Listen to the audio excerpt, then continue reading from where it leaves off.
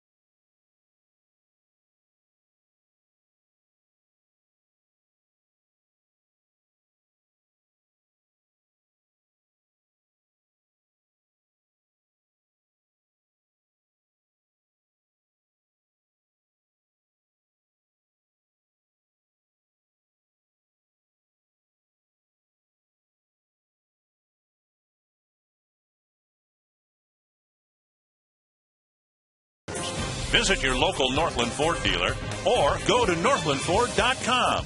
By Menards. Save big money on all your home improvement needs at Menards. And by GMC. We are professional grade. How about a little afternoon baseball from Target Field? The Minnesota Twins today go for the 3-game sweep of the Cleveland Indians. I'm Robbie Mikowski hanging at Target Plaza right here out by right field. And today is Earth Day. And every time you make your way to Target Field, you should take note of the trash cans that are on display. There's going to be a green one on the concourse, which is for recyclables. And then you look over to the beige ones. That's where you send all your normal trash. And in 2010, the Minnesota Twins are doing their part to maintain sustainability. Earth, they have a one-of-a-kind sponsorship with Pentair for water sustainability. The Twins are Silver LEED certified, which makes Target Field the greenest ballpark in the United States of America. And also, make note of the Break a Bat, Plant a Tree sponsorship. That is every time a Twins player breaks an opponent's bat, one tree is planted on behalf of the Minnesota Twins. So make sure you make note of all these things when you find your way here to Target Field. And today is just one day of many days, but the Minnesota Twins are doing their part to celebrate Earth Day and keeping the earth greener. When we come back, it's Dick Bramer, it's Bert Blyleven, and it's first pitch. The Minnesota Twins take on the Cleveland Indians. It's the Bake Show. Scott Baker looks for his third consecutive win. Next.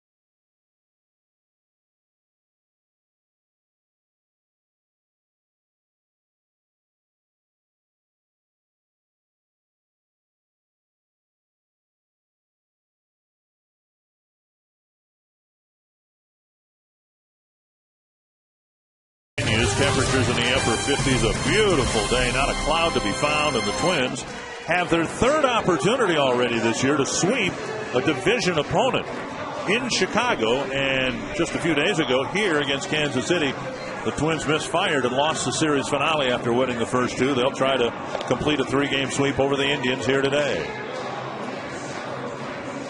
And ultimately, whether they do or don't might depend on Scott Baker. And here's the lineup that he'll face, brought to you by Menards. As Drupal Cabrera leading off, Grady Sizemore hitting second, Shin-Soo Choo third. Travis Hafner has driven in and scored the only run the Indians have scored so far in this series. Matt Laporta, Russell Branyan, Andy Marte, Luis Valbuena, and Lou Marson. And the scouting report on Scott Baker is going to be brought to you by my mother, Jenny Blyleven. She fell last night, broke a couple bones in her right wrist, but she's up and at 'em at 84 years old today, feeling fine. For Scott Baker, he's had a great success against the Indians. When he first started back in 2004-05, he had trouble against the Indians, but since then he's 7-2 with a very good ERA. Last year, 4-0 in 5 starts against the Indian organization. And what you want to do, I talked about it in the pregame. Ron Coomer always talks about how hitting is contagious. Hopefully pitching's contagious for Scott Baker after the great outings by Slowey and Liriano. Northland Fort defense for the Twins. Jason Kubel in left, and Art Span in center, Michael Kadire in right, Brendan Harris at third, Alexi Casilla making his first start at short, Hudson and Morneau on the right side of the infield, Drew Butera making his second start. Well, my best to your mom. I'm sorry to hear that she had a little tumble. Well, I heard it last night when I got home. She fell over a little brick. You know, when you get older, you have to watch your step, and she broke her wrist, and she's going to be okay, but you know, she can't knit for a while. So that's what's going to hurt her. Well, I've heard people say for years that you're a brick short, and now we know where the brick is. Maybe she fell off my brick, yes. Here's Cabrera. And the second pitch lifted foul, back into the seats, 1-1. Well, Baker will give you 4 different pitches. He has 2 different types of fastballs, a 4-seamer, a sinking fastball. That's number 2. He'll throw it differently, hold it differently. He'll mix in a curveball, slider, and a changeup. And we've seen from time to time, sometimes the slider's better than the curveball, sometimes the curveball's better than the slider. Throughout this series so far, with Kevin Slowey 2 nights ago and even Liriano last night, we've seen the Indians very aggressive, swinging early in the count. And now Cabrera, with a couple of fouls, finds himself behind 1-2. Again, I think that's because of the scouting reports on the Minnesota Twins pitching staff. They attack the strike zone. They want to get ahead in the count. And the Indians hitters know that the ball's going to be around the plate. Baker 2-0 over his last 2 starts. A win over Chicago, a win over Kansas City. 14 innings pitched, only 1 walk for Baker with 9 strikeouts. Twins have issued 33 walks this year, one of them intentionally, but the 33 walks far and away the lowest number allowed in the American League. The next closest team, the Yankees, with 44. 2-2 into the right field corner, and a fair ball right on the chalk line, and Cabrera will go to second. A fan apparently has touched the ball in the corner, or it bounced into the seats. At any rate, it's a ground rule double to start the game for Asdrubal Cabrera. Well, they tried to go with fastball in, and credit Cabrera. He opened up very quickly right there and hits this little soft liner down that right field corner. See where the pitch is. Cabrera just gets a barrel of the bat, and this ball a lot of times will hook foul, but instead Tim Cheetah, to the first base umpire, saying that it's a ground rule double with fan interference there. Here's Grady Sizemore.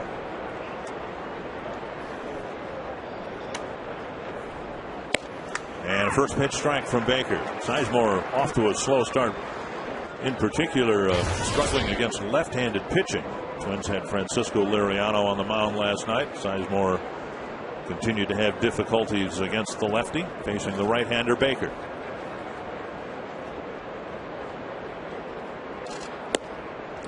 Strike 2.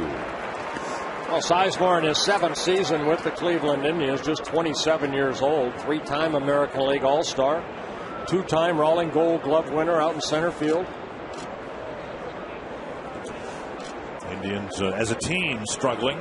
Team batting average of just .215, worst in the league. That's down the left field line. And fair by inches. And that too bounces into the seats for a ground rule double. So the Indians playing this first inning at right angles. Yeah, they're playing the corners extremely well against Scott Baker. Sizemore just reaching out, and that ball slicing down that left field line. His 4th double of the year, picking up his 6th RBI, and the Indians take a 1-0 early lead. Take a look at the pitch right here. Not a bad pitch. Sizemore almost a defensive type swing, but the ball stays fair and then bounces into the crowd. Here's Shin-Soo Choo. Grounded to Morneau, and he'll go to the bag. Choo retired and on the play. Sizemore advances to third. Well, a productive out right there by Choo, moving Sizemore from second to third, giving Travis Hafner a chance to pick up an RBI. And that'll bring up Travis Hafner. Twins will swing the shortstop Casilla around almost directly behind the second base bag. It was Hafner's home run here 2 nights ago that, prior to this inning, scored the only Cleveland run. It was a first pitch leadoff home run in the second inning against Kevin Slowey. Right back to Baker, who looks the runner back, and Hafner quickly retired for out number 2. Big out right there for Scott Baker.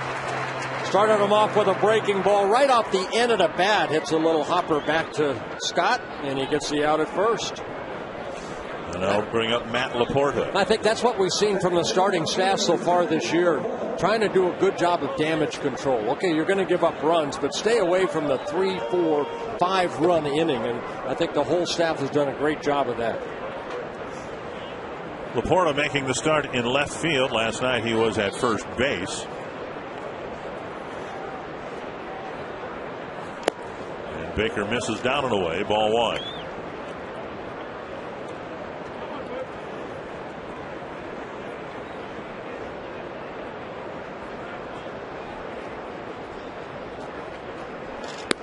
Now high 2-0. Scott Baker making his 17th career start against the Cleveland Indians. 7 wins, 5 losses, but a very good 3.14 ERA. Had a 2-hit shutout against the Indians last year.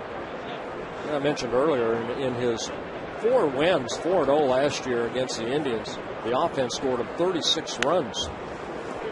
2-0 pitch, swing and a foul back to the screen. One of the keys for the Indians this year, Laporta's production, and within that his durability. He had surgery in the offseason on his left hip and toe. I don't know how many games right now they're going to have him play out in left field consecutively, but can come in and play first base a little bit as well. Foul back, 2-2.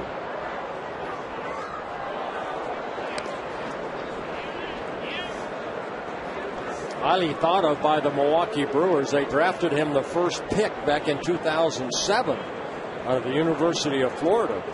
Put up some great minor league numbers. 2-2. Baker to Laporta. 16th pitch of the inning for Baker. And it's lifted foul and out of play. Baker, a pitcher that has a lot of fly ball outs. Not a lot of ground ball outs.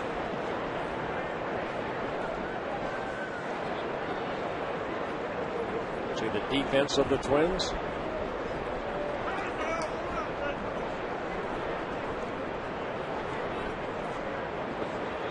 Laporta hopes that he is with the Indians to stay. Ron Gardenhire hoping that Baker can limit the damage done to just 1 run. Grounder to short. Casilla has it. And nice job by Baker. The inning starts with a pair of foul line doubles. 1 run for the Indians in the top of the first.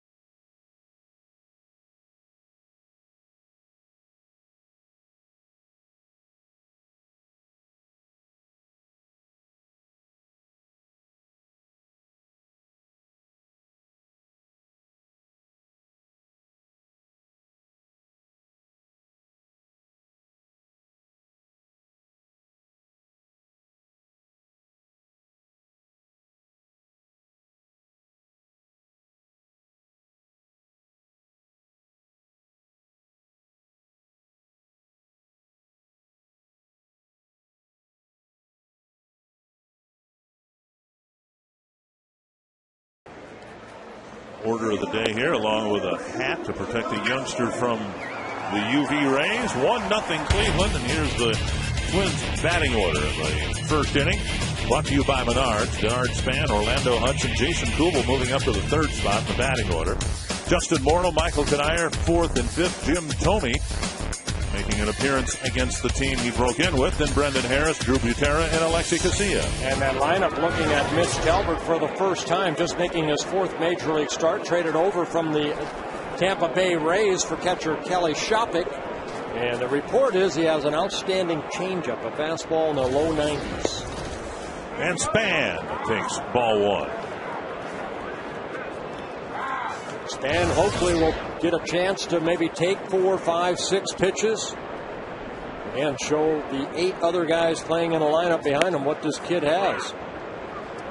But Talbot going right at him with 2 quick strikes. Talbot coming off a complete game victory in his last start against the Chicago White Sox.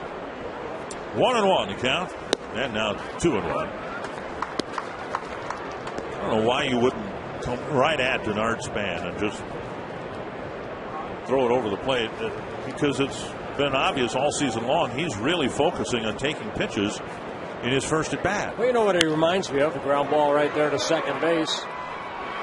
Valbuena makes the play, one away. It reminds me of the way that Wade Boggs went about his business. You know, when you faced him with the Boston Red Sox, a guy that was not afraid to hit with 2 strikes on him. So 1 down. Here's the Cleveland Northland Fort defense. Matt Laporta gets left field, Sizemore in center, Chu in right, Marte at third, Cabrera at short, Valbuena at second, Branyan at first, and Lou Marson behind the plate. 1 down, and here's Orlando Hudson.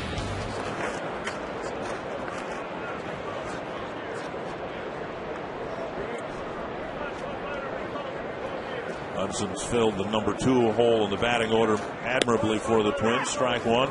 Ron Coomer, Twins haven't seen Talbot before. How do you go about approaching somebody you've never seen before? Well, Dick, it's going to start from earlier today or even yesterday, looking at film from his last start. That's going to be first. And then what guys are going to do early in this game when Span was hitting and now Orlando Hudson, you're going to try to classify him as early as you can, whether he's going to try to be aggressive in the strike zone early in the count, which he did to Denard, or is he going to be a power guy and kind of sling the ball all over? I get a feeling he's going to be going right after Twins hitters. You're going to see a little more aggressiveness from the Twins hitters early in the game if he keeps throwing strike 1, strike 2. Well, the scouting report on Talbot says he has a sinking fastball and a 4-seam fastball, upper 80s. There's a changeup right there, a slurve-type curveball, a slider, and then the very good changeup. Bert, to me, when I look at a guy like him who's not a power guy, I think sinker slider or sinker, some type of slurvy off-speed pitch. And to me, I dial into that speed and then adjust to, you know, his real slow curveball. But you don't have to gear up for that really good gas that some guys have. Yeah, that last pitch clocked here at 91. That is the fastest he's thrown so far. The changeup at about 83. And Hudson fouls a 3-2 pitch away. Well, if they're going to be studying his last outing, there's plenty to study because he pitched a complete game his last time out in beating the White Sox. Yeah, that definitely helps, Dick. If you never faced the guy and he threw a complete game, at least you've seen him throw against the whole club. Foul tip, and Hudson's still alive.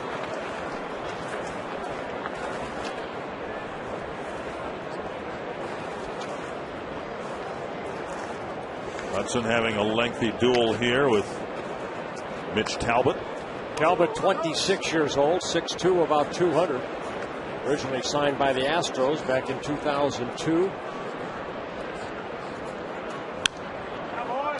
Foul back. And that's what you want to see, too. Some more foul balls. Make him throw some pitches. 12 so far here this inning. Talbot in his complete game against the White Sox threw only 97 pitches. No walks in that outing, 2 strikeouts. And another foul that'll reach the seats. So by Span standards, he had a quick at bat, but Hudson making up for it with a lengthy plate appearance here, hitting second. There's high fives all around.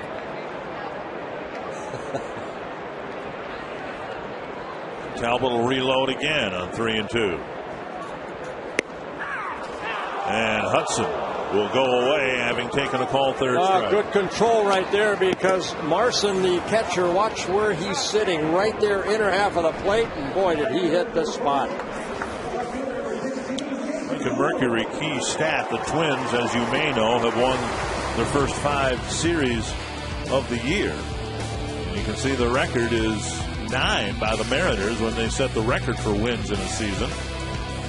But to give you some idea how impressive the Twin streak is, the Yankees have also won their first 5 series. And for that storied franchise, it's the first time it's happened for them since 1926. So starts like this don't come along very often. 1 strike to Kubel, and a check swing, and he takes strike 2. Yeah, there's that good changeup right there at 76 miles an hour. He was voted in the minor league system the last 4 years as having the best changeup in the minor leagues. 1-2.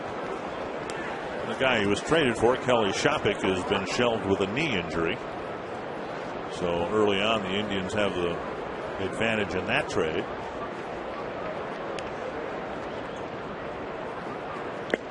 And another changeup, a wave by Kubel, and a quick 1-2-3 first inning for Mitch Talbot.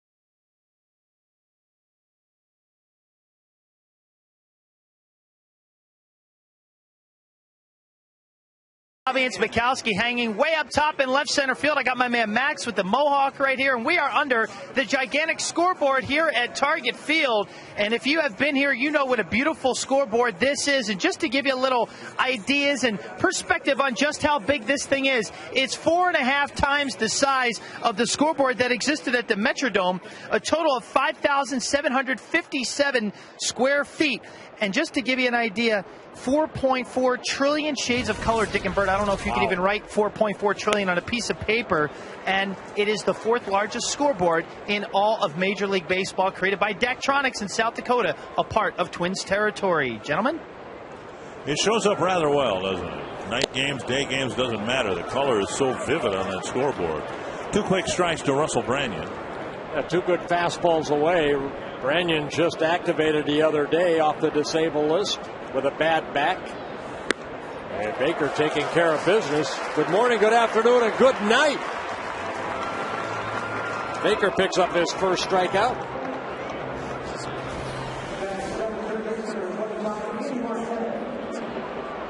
That's the old Dome scoreboard right there compared to the one that's here at Target Field.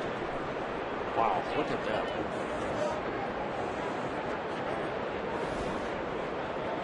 One down, and Andy Marte will hit for Cleveland.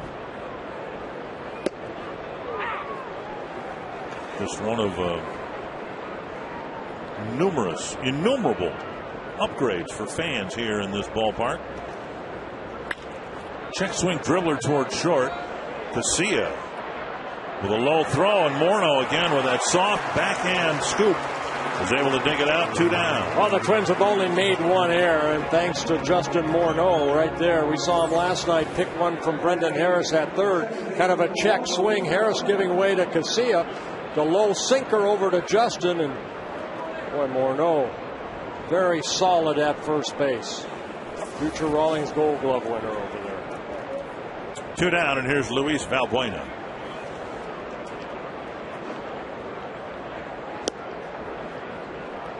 Throughout this homestand, Twins aren't used to being behind.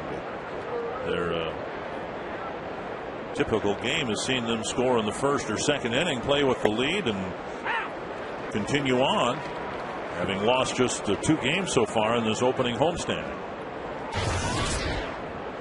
1-1 to Valbuena. 2-1. Twins baseball is brought to you in Sony High Definition.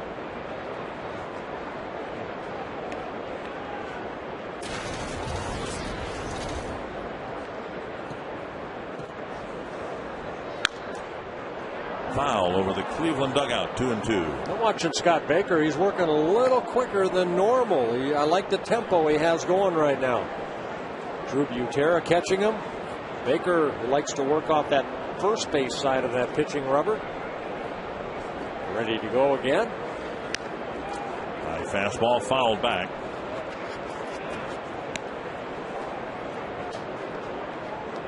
I think what we've seen, Dick, the opposing teams that we've played, especially as of late, Kansas City and Cleveland, 5 walks the other day by the starter Masterson, 6 by David Huff yesterday. Down the line again, and fair by a few feet. And Kubel tried to backhand it. It's another double hit down a line. The Indians have 3 hits, and they've all been very close to the foul lines, and they've all gone for doubles. And they really haven't been bad pitches either by Baker. Just the Indians have just been hitting it the other way. That breaking ball left up.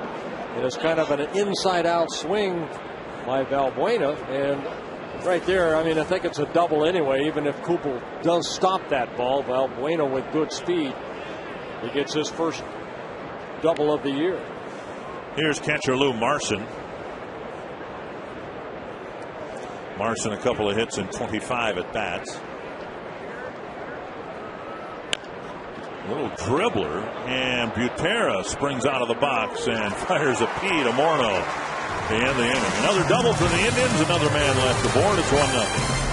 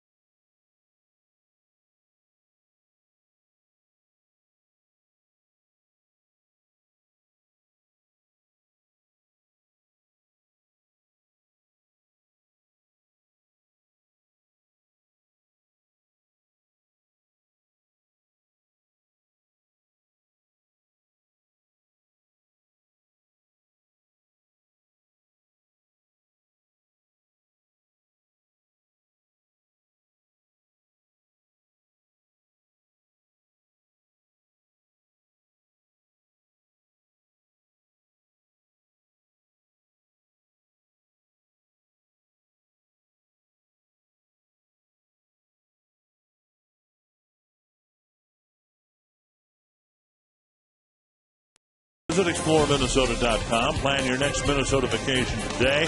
That, of course, Babe the Blue Ox standing next to Paul Bunyan in Bemidji.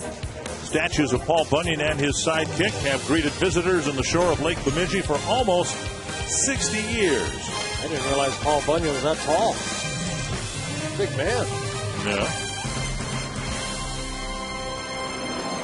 It'll be the middle of the Twins lineup. Justin Morneau, Michael Kadire, and Jim Thome facing Mitch Talbot. Now the Indians are going to put a big shift on here for Morneau. And again, we'll mention it a couple of days ago. He was out here practicing his bunting. And in this situation, he's got a gift base hit if he just rolls it up the third baseline here. See, I think if they do this, and they'll probably do it for Thome too, they should stay there for Kadire instead of going back and forth. Stay in this shift for the whole inning. Good changeup right there. 1-1 to Morneau. See the big shift right there. Third baseman Marte playing the shortstop position. And on the outside corner, 1-2. So far, Talbot going right at the Twins hitters. They have taken 5 or more walks in 5 straight games, so it's been a pretty patient lineup here in this homestand. Missing inside, 2-2.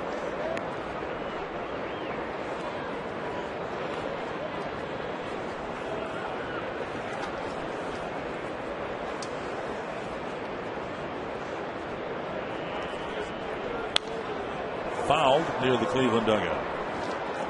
Morneau hitting at .333. He's drawn 14 walks to lead the team. So an on-base percentage of .471 and a slugging percentage of .519.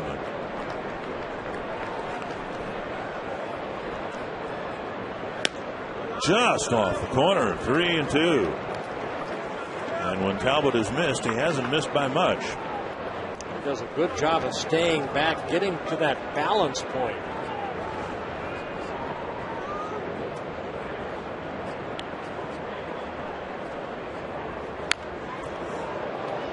Check swing foul. Sneaky fast. I think that changeup that we've seen at 76, 77 miles an hour makes that 80-mile-an-hour fastball right there to Justin seem like it's in the low 90s.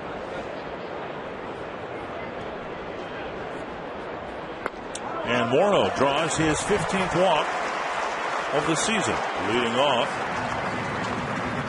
And Morneau will walk toward first. There's a Russell Branyan next to Paul Bunyan.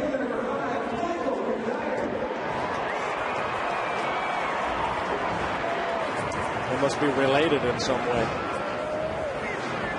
I'll bet you Russell Branyan's never been to northern Minnesota. Here's Michael Kadire. Popped up.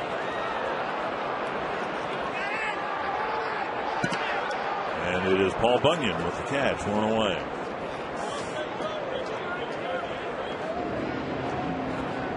So now here comes Jim Thome, and we'll see where the Indians line up their infield.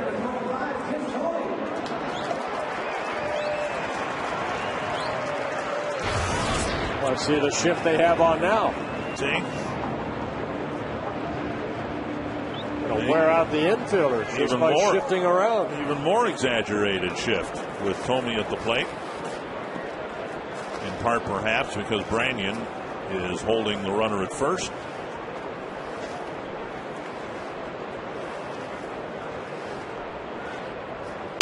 Fastball up around the hands. Ball 1.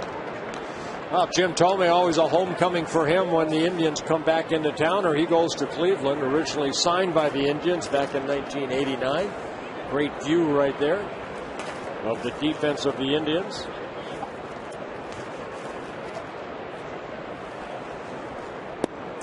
Two 2-0. 12 years Jim Thome played with the Indians, and the Minnesota Twins are very happy to have him in a Twins uniform. 57 career home runs against the Twins of his 566 career home runs. Strike 1. Then he hit one against the Royals, and I read where he's the all-time home run hitter against Kansas City, the Kansas City Royals as well.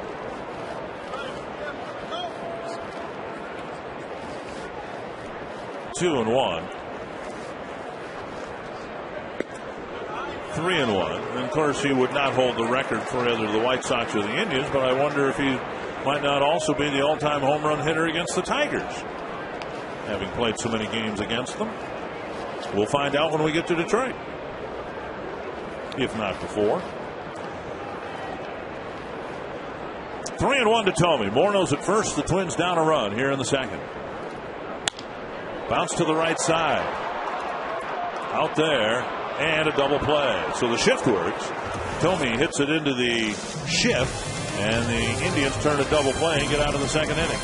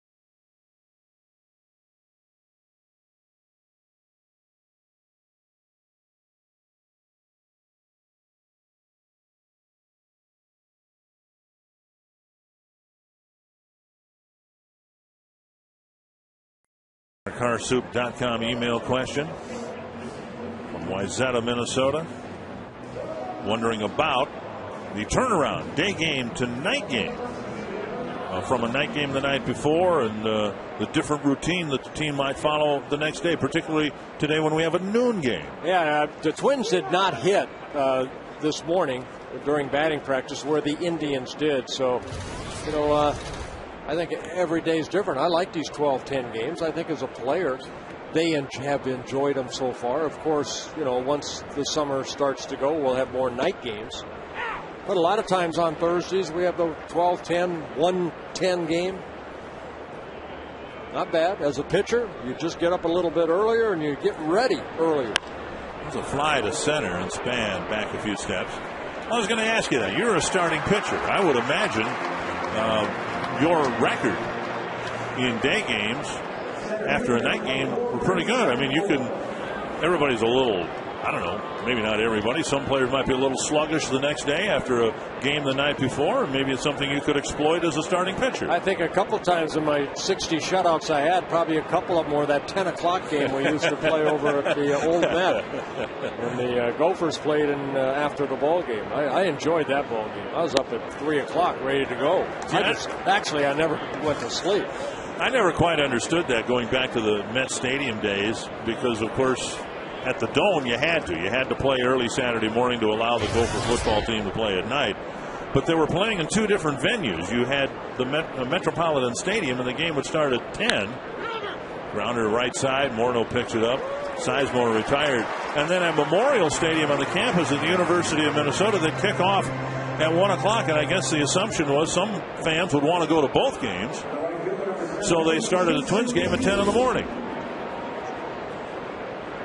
Yeah, hitters really didn't like it. Pitchers, if you were ready, boy, that game would be over real quick. One hitter in particular hated it, and that was George Brett.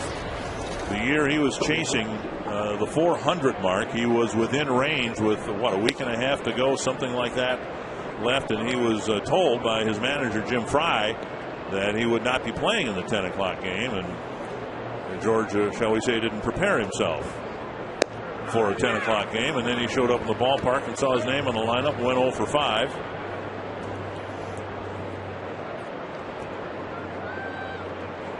Mr. Carew coming close to the 400 mark a few years earlier than that. 1-2. Shin-Soo Choo bounced to Morneau his first time up. And foul to the screen. Baker's been pretty good here. He's given up 3 doubles, but they've all been opposite field hits right down the line. One thing about Baker, he attacks the strike zone. 37 pitches, 30 for strikes. And another one flipped foul.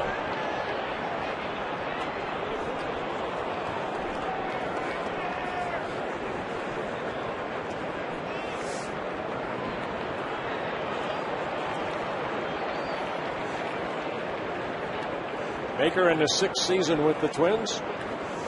Here this afternoon, Baker making his 113th Major League start. 2-2. 45 wins, 34 losses for Scott Baker. ERA as a career at 4.25.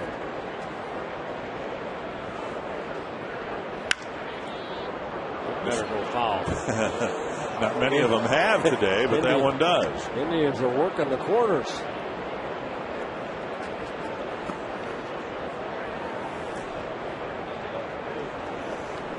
Baker hoping to wrap up this 3rd inning. Twins haven't done anything against Mitch Talbot. Baker looking for his 3rd win of the year, which would lead the team. Bounce foul. You know, interesting scenario with Chu. He still has 2 years of obligation to South Korean military. Right. He's 27 years old. He'll be 28 in July.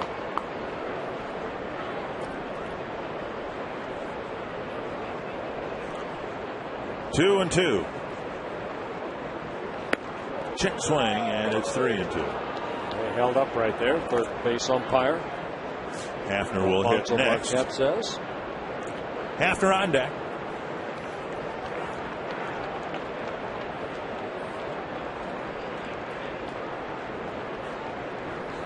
And Chu strikes out. Twins have done a great job hemming him in this series. And it's a 1-2-3 third.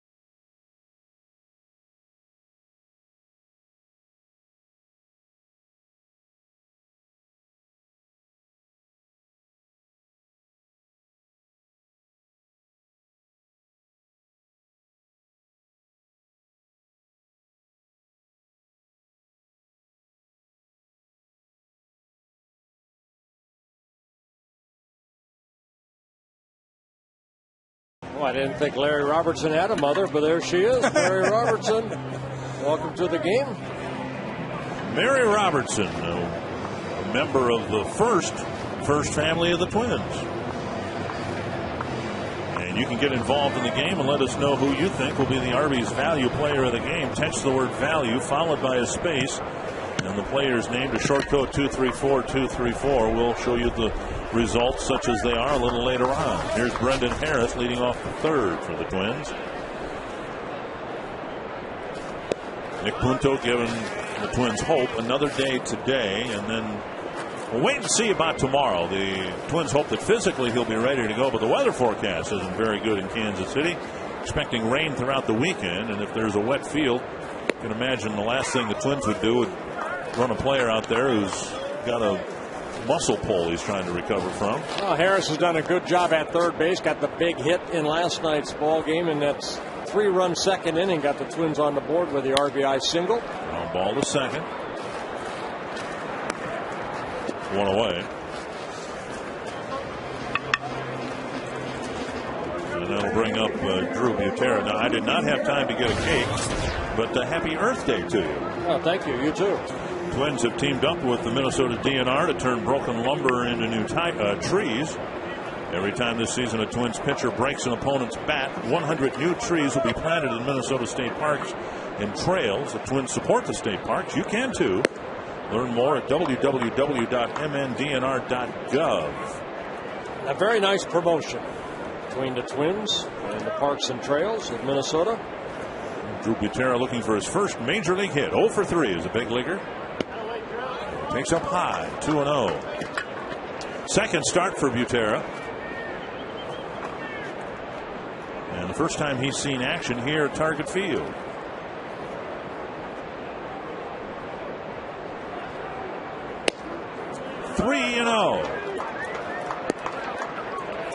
Drew Butera wearing number 41. His father had 2 stints with the Twins, and he wore number 11 and number 33 in his stints with the Twins.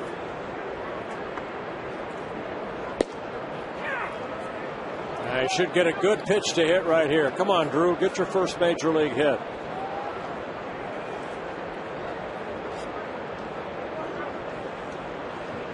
Fastball. Butera 0 for 3 with a sacrifice bunt. 0 for 3 with 3 strikeouts. Larson right here. The 2. We'll see what that is. Normally it's a breaking ball instead. There it is. A sharp single to left.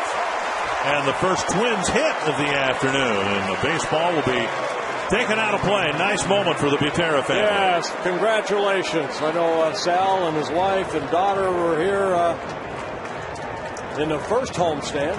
Or excuse me, the first series, hoping that Drew would get a chance to play. But see the ball right there, a little cutter right there. And Drew Butera.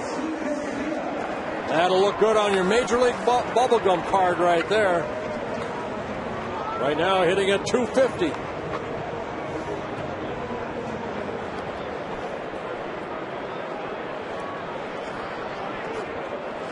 Now here's Alexi Casilla, and he's looking for his first hit of the season. 0 for 2. He scored a couple runs as a pinch runner, making his first start of the season. Just outside a ball.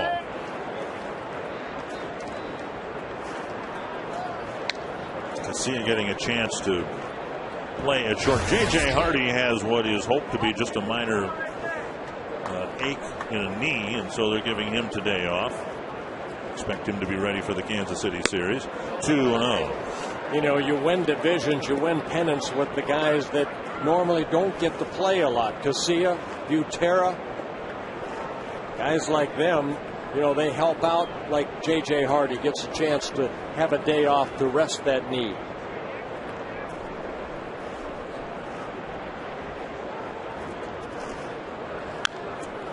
Casilla coils on 2-0 and fouls it back. Casilla, a utility player now, was of course a year ago the starting second baseman. And we mentioned last night Mark Grudzielanek, who's now with the Indians, was signed to the Twins organization last year because the Twins were concerned about Casilla's consistency. 3-1.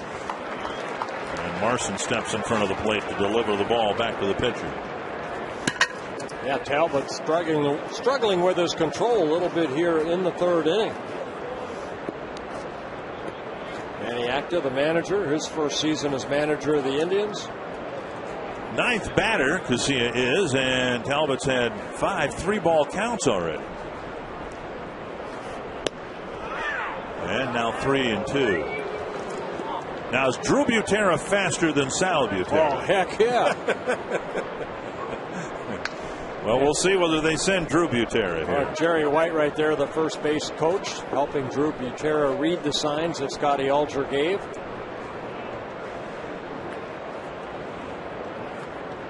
I think he's going right here. And there he goes. And the pitch fouled. Casilla still has his at bat with Marson unable to hang on to the foul tip. Sal would still be running. Drew's on his way back.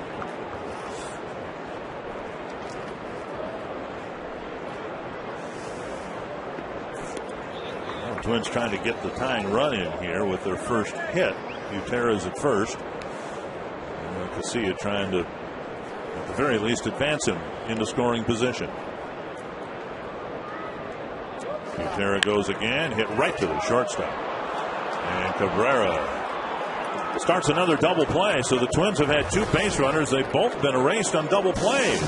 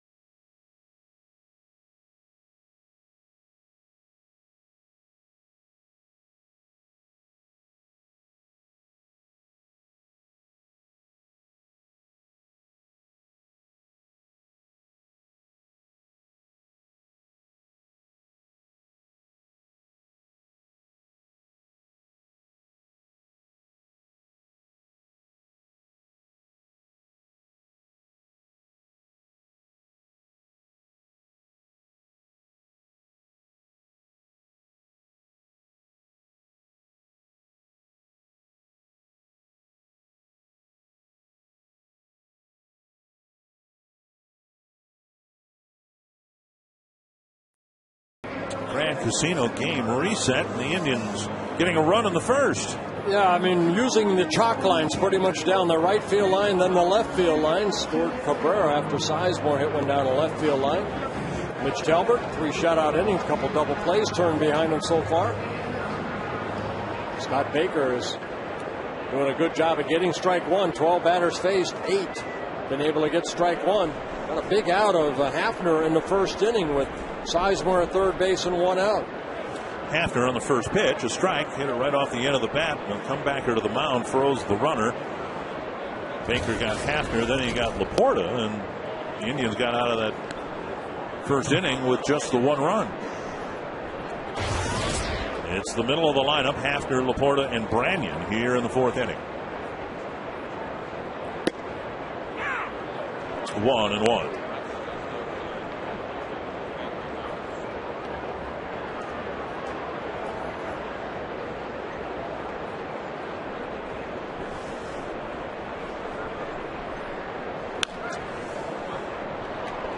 Twins with a obviously very good record, 11-4, but we said earlier what they've done both at home and on the road is they've scored early, played with leads early on, and as a result of that, the starters have most of the decisions. The starting staff has 9 wins out of the 11.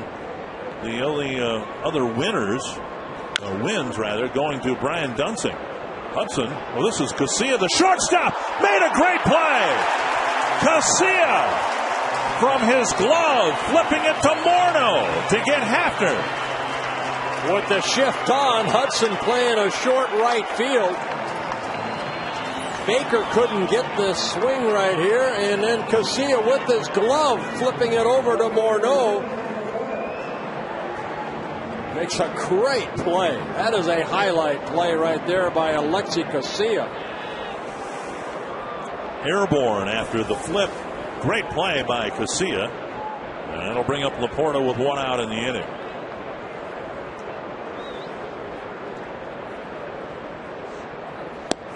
Anyway, Brian Dunsing has 2 wins. The Twins rotation has the other 9. And Baker today going for his 3rd win of the season. 2-0. As successful as this homestand has been, it has not been the most dramatic homestand. The Twins haven't had a walk-off win. There hasn't been really any late inning heroics. It's been more methodical than dramatic. I think that's okay with the Twins. They'd rather win by 6-0 than a 5-4 last minute type of ball game. A 4-pitch walk puts Laporta on the board. Yeah, a rare walk for Scott Baker.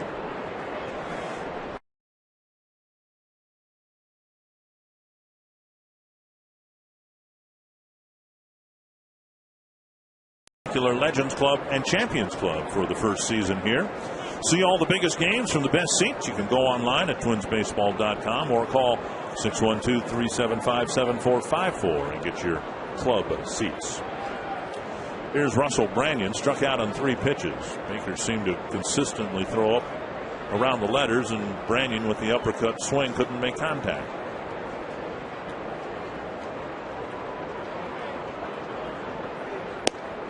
Down low around the knees for strike 1.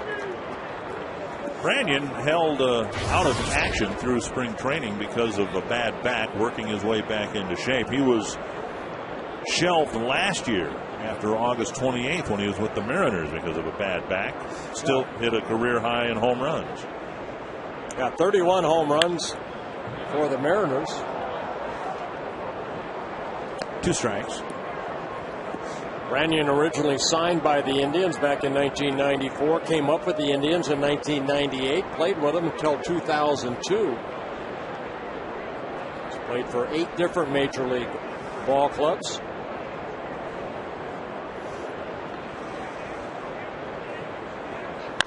Skied to left. Kubel coming in. And out number 2.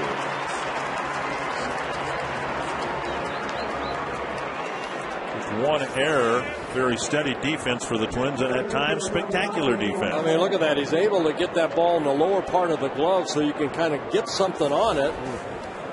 Great defensive play by Alexi Casilla. So 2 down, a runner at first, and here's Andy Marte.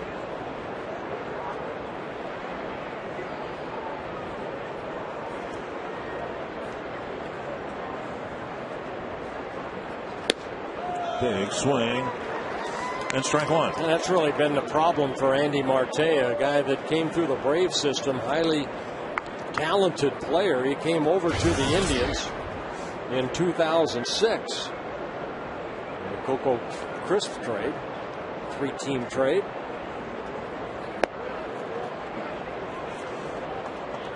Cleared waivers last year and played most of the year at Columbus and had a nice year at AAA.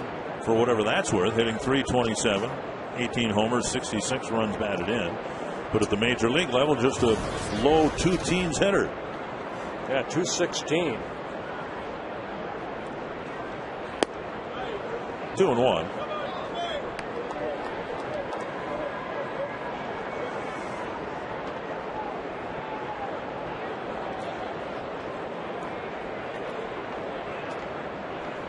Baker trying to pitch around a 1-out walk to Matt Laporta.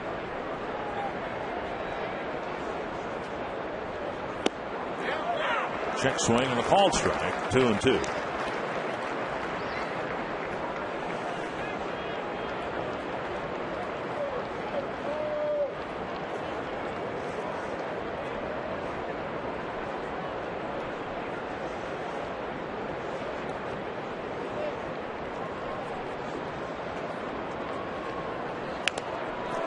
Foul tip. Still 2-2. The Indians had opened the door for Marte to take the job when they traded Casey Blake. And Marte to this point has not won the job outright, playing sparingly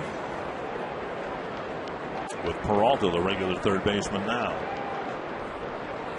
That's hit well to left field. Marte dug one out and hits it over the fence for a 2-run homer. And the Indians take a 3-0 lead. Kind of a golf shot right there. Marte hitting that 2-run home run. His first of the year, his 16th major league home run. Able to drop the barrel of the bat, and you see the power that he can generate.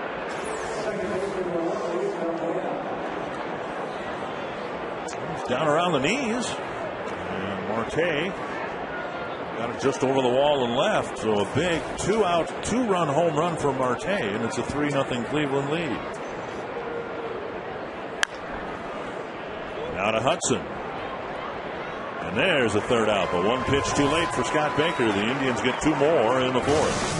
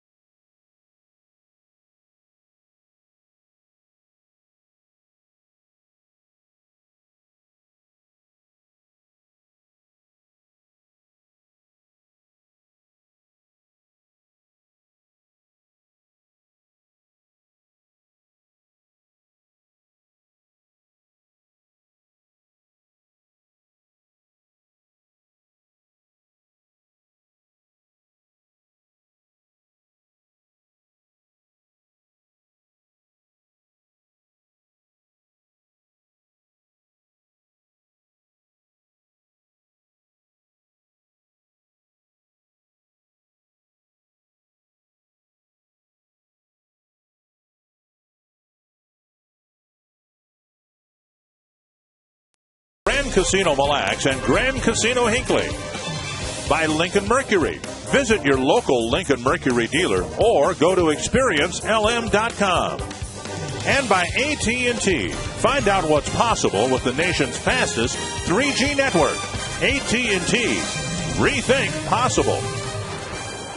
Let's see what the Twins can get done against Mitch Talbot the second time through the order. Not much the first time. You know, I like his delivery, Dick. He does a good job of getting over that pitching rubber and really stays back. He reminds me a little bit of a smaller version of Rick Sutcliffe when I pitched with Sut in Cleveland.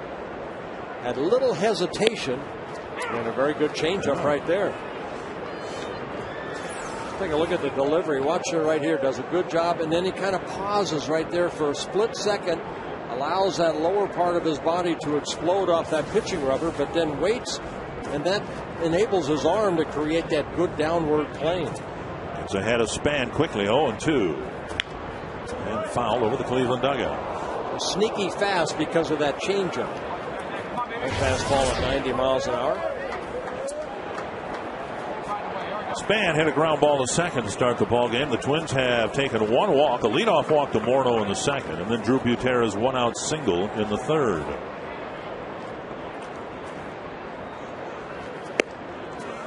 One and two.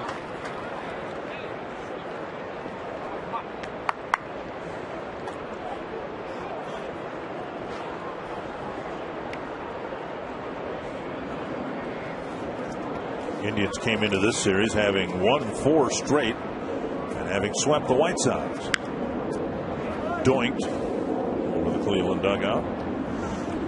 Talbot moving that ball all over the place. Nice grab by that young man.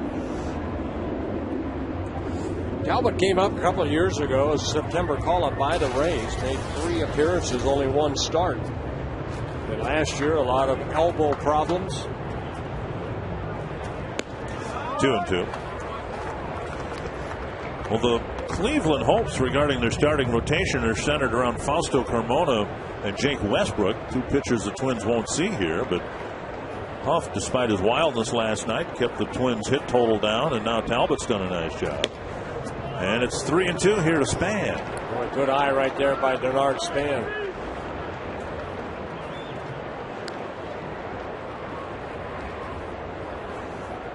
Full count. Twins trying to get their leadoff man out here in the 4th, down by 3 runs.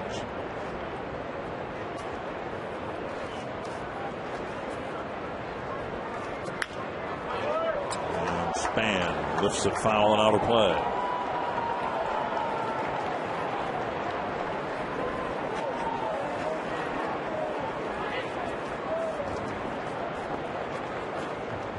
Span, good night at the plate last night. Reached 3 times, a couple of times in the series opener. And another foul.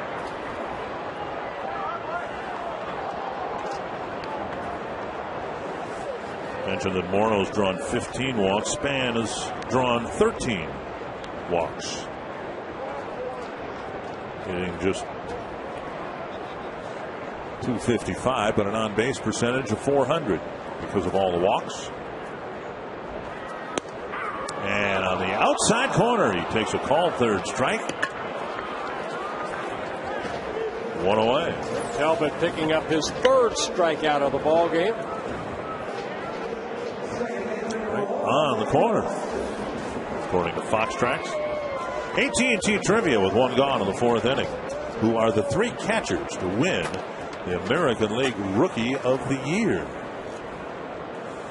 Butch Weiniger contended but didn't win the award. One of them here, I believe, is on the coaching staff for the Indians. First base coach. And that's all we need. Just one. Joe Mauer did not win Rookie of the Year. Thurman Munson. Strike on the inside corner.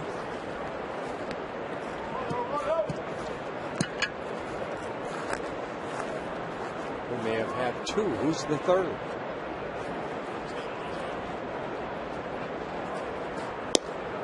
Just off the inside corner, 2-1.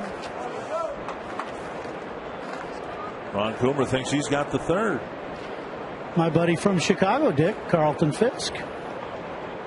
With the Red Sox. That's correct. Okay. That misses the inside corner again. Another 3-ball count. To Talbot's credit, he's only walked 1 guy, but he's had 7 3-ball counts.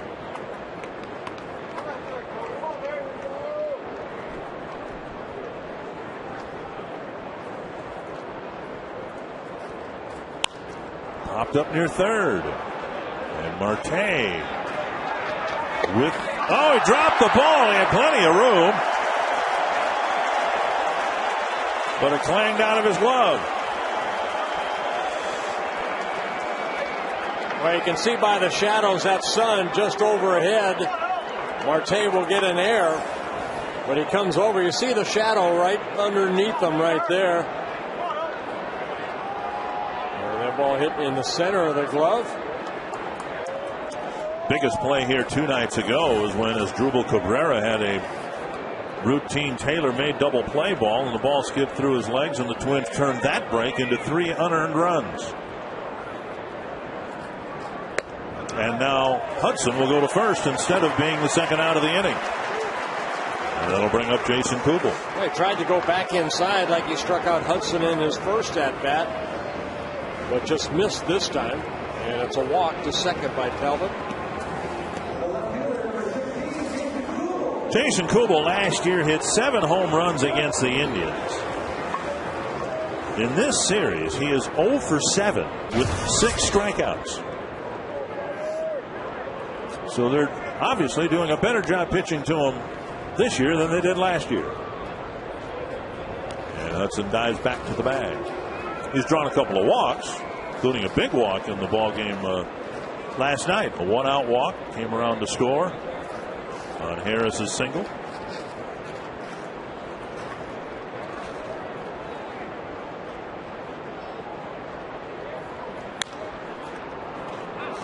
Wide to first, strike one.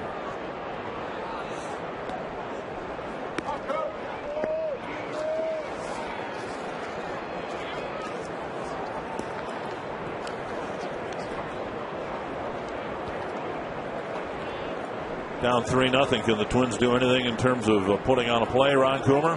Well, obviously, when you have Mauer hitting in the 3-hole and as good as he is, you don't like to run into an out. But this is a good situation with Coombs kind of scuffling at the plate a little bit. I think a balk is called, and that'll send Hudson to second base. Bert, you were talking about Rick Sutcliffe earlier. That's the old Sutcliffe balk move right there, buddy. Well, you know what? I was watching him. I don't know what he did right there. And that's the tough part. As a pitcher, you kind of want to find out what you do. He came set and then threw over. I didn't see anything that... Well, he buckled his front knee and then threw over. So he gives you that fake move like he's going home with the front knee buckling, and then he throws the first. And that's the balk. You can't do that? You can if you can get away with it. Kubel lifts it to left in the ballpark. Caught near the edge of the track. Hudson trying to tag for third, and he'll reach safely. So instead of it being the third out, it's the second out, and Hudson stands at third base. Let's take another look what Ron Coomer saw. You're down in the camera well. Watch the he jumped a little bit right there. You got to look the front knee, buckle, and then go. Okay. All right, I see it there. The great base stealer that I was there, Mr. Blyleven. That was a balk. Good call, Ron Coomer and Tim Cheetah. Well, here's Morneau with Hudson getting a huge lead off third base. Outside a ball. We'll see how aggressively the Indians pitch to Morneau here. They walked him in the second inning, leading off the inning. Kadire, the fifth place hitter.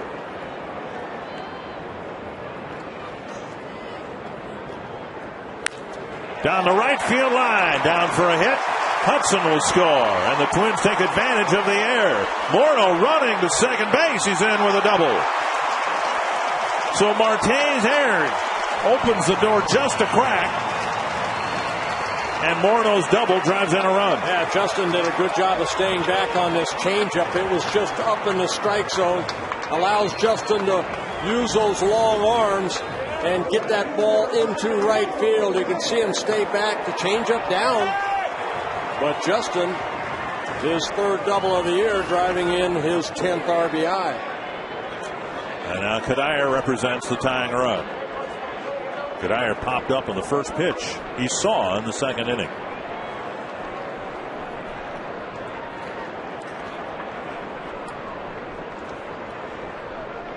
Inside a ball. Kadire with all three home runs hit here at Target Field.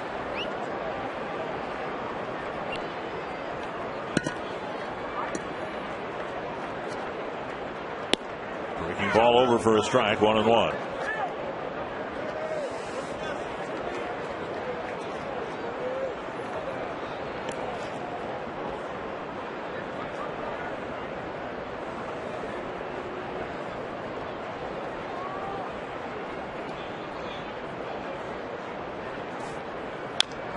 Kadire's 13 runs batted in, leading the team. He went nearly the first week without a run batted in. Morneau now with 10, Mauer with 10. Miguel Cabrera with the Detroit Tigers leading the American League coming into today's play with 18 RBIs. Had a big one last night against Brian Fuentes, hitting a home run in the ninth inning to tie the game that the Tigers eventually won.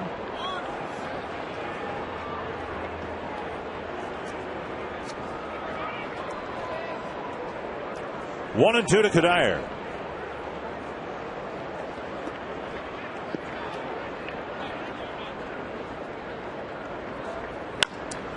Chopper toward third. Marte digs that one out and throws Cuddyer out. But Marte's error on a foul pop leads to the first run of the game for the Twins.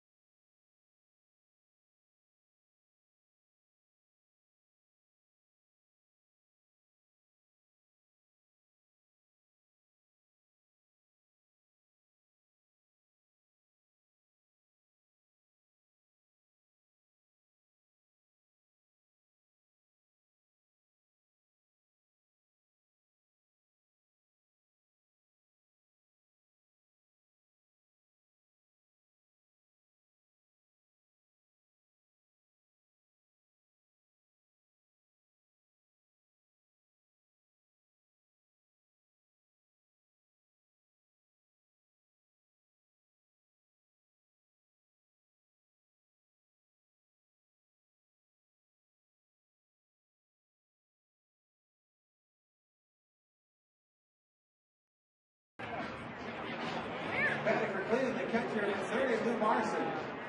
See where the catcher is? Justin Morneau pulls the Twins to within 3-1. I'm Robbie. It's Mikowski. We welcome you to the fifth inning in the Minnesota State Lottery Winner's Circle. $100 in Minnesota State Lottery tickets is what I have for Dan and his daughter. Your name? Nicole. Dan and Nicole. Now they're celebrating their birthdays together here. Nicole's birthday is tomorrow. Dan's was yesterday. Dan, 58 years of age, and your lovely wife, Patty, is watching from home. What do you have to say to her?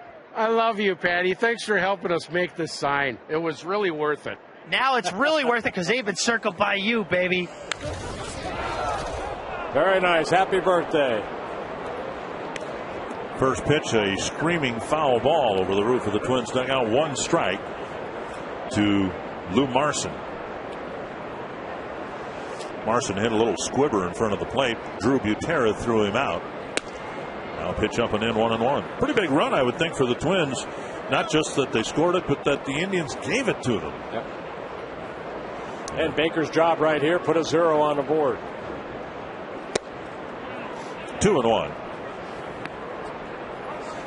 Marson, just 23 years old. He's kind of tutored by Mike Redmond. Having a tough time at the plate. Just 2 hits in 26 at bats so far this year. Hudson has it bounce over his glove into right field for a leadoff hit. Fourth hit for the Indians.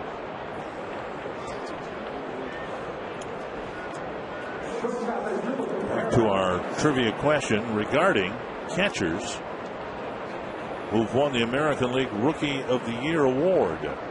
Sandy Alomar Jr., one of them, I believe. Thurman Munson and Ron Coomers, Carlton Fisk. I think we should get a bonus. Throw to first, and Marson gets back.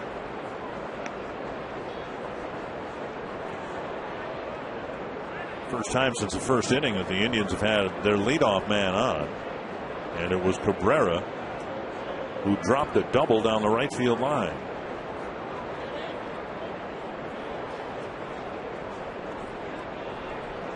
Forget down the line, it was on the line. Breaking ball, left up high, ball one. Cabrera showing bunt right there. Brendan Harris playing in on the grass.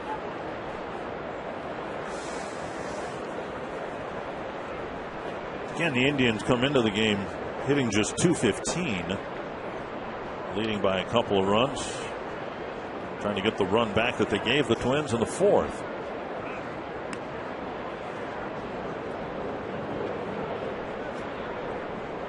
A lot of times that throw over, like Baker did right there, to Morneau. We'll just see if Cabrera maybe squares around early.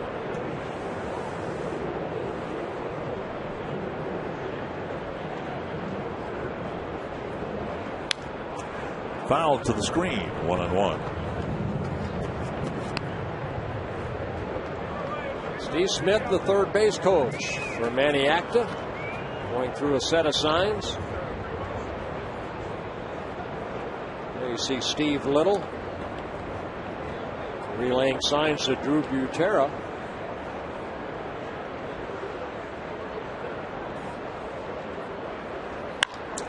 There's a double play.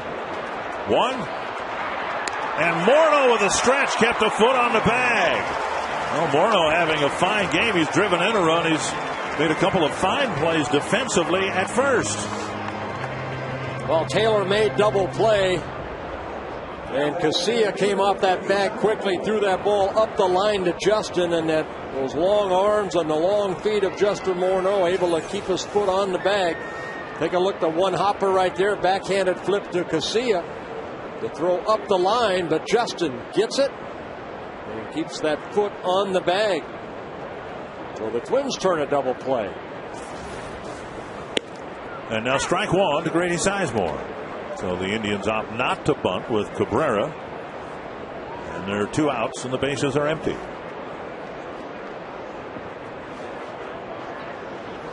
I know Tom Kelly would always say it took him a while to get a feel for a manager, what they like to do, tendencies. Ron Gardenhire said the same thing. So here's Ron Gardenhire and Steve Little and everybody really getting their first exposure to Manny Acta as a manager in his first season with Cleveland.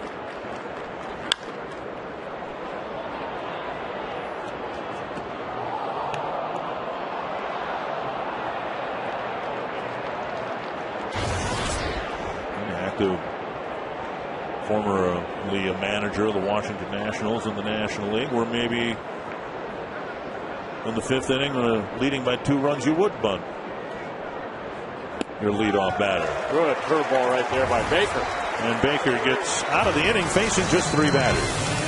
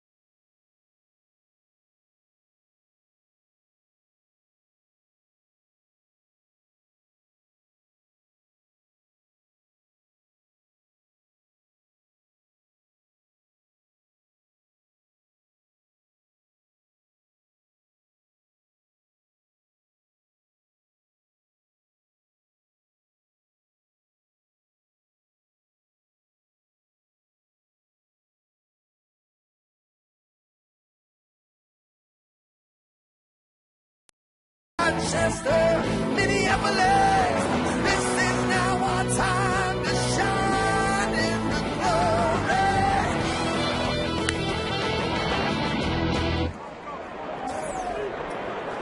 Twins down a couple of runs, and Jim Thome will lead off the 5th for the Twins against Mitch Talbot.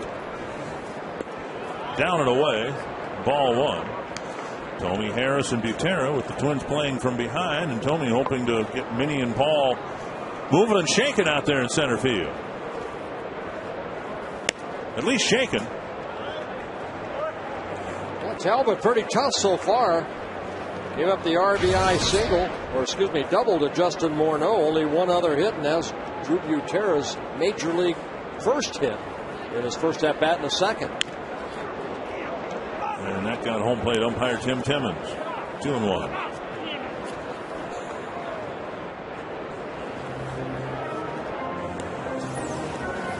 Take a look at this foul ball right here. Oh, boy. And Marson going out to talk to Talbot to let Timmins kind of calm down a little bit.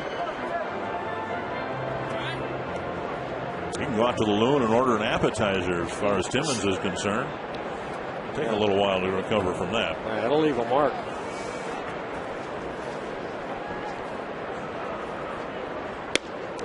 Check swing, and it's left a little bit high, 3-1. The 8th 3-ball count for Talbot. So far, he's walked just 2 men. But he walks Thome to start the 5th inning. And that'll bring up Harris.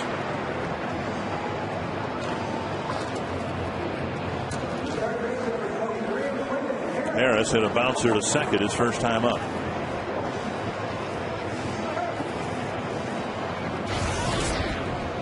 Thome adding Russell Branyan on the back, former teammates, of course, with the Cleveland Indians years ago. And Thome was playing Branyan's position, so there wasn't a whole lot of room for Branyan to play, and that's one of the reasons the Indians traded him.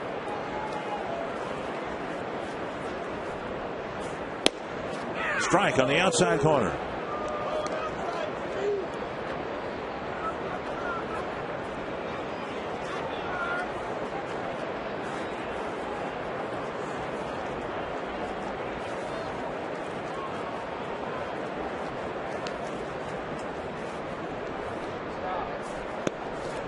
Punto's groin pull a big part of it, but by game's end it might be that Harris and Punto have the same number of at-bats, even though Punto was designated as the starting third baseman. Harris has done, as you said, a very nice job filling in at third base defensively, and he's gotten some big hits along the way. Swing and a miss here, and it's 1-2.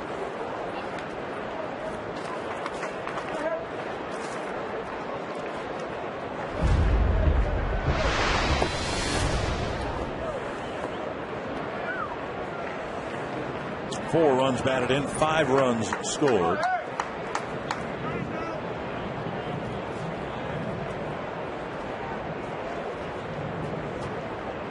Harris hitting 7th, and Butera and Casilla. Hey, threw that fastball by him that last pitch. See if Talbot goes back to another fastball. Marson sitting inside, and they went with another fastball. Harris fouled it off. Butera hit his single sharply. Morneau hit his double sharply, but there really hasn't been much of anything else stung against Talbot. He's kept it off the barrel of the bat. You know, one thing as a catcher and a pitcher, what you want to look for is, you know, is that guy a little bit slow as far as swinging the bat? Where does he foul it off? What you don't want to do, and goes fastball inside, is maybe throw something slow, allow the barrel of the bat of that hitter to speed up a little bit. So right now, Harris, with that slowness of catching up to the fastball, they're just feeding him fastballs. 2-2. There's a breaking ball. Missing, and now another 3-ball count. Well, that's a slider right there. For the 9th time, Talbot is on the brink of a walk. Having walked Thome on a 3-2 pitch, he's got another one coming here to Harris.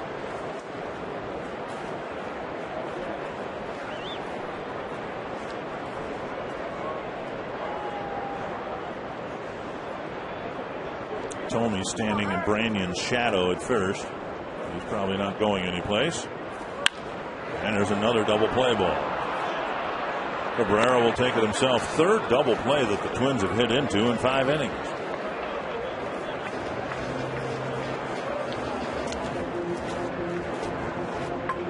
And with 2 gone, Butera will hit.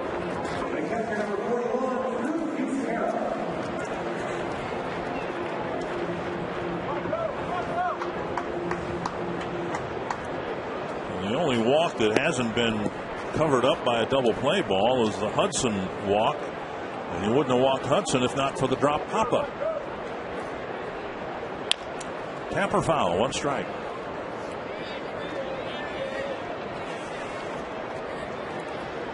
Ninth game of the homestand, and Joe Mauer caught the first 8, which is a little remarkable because we've had a lot of day games after night games. Breaking ball over, strike 2.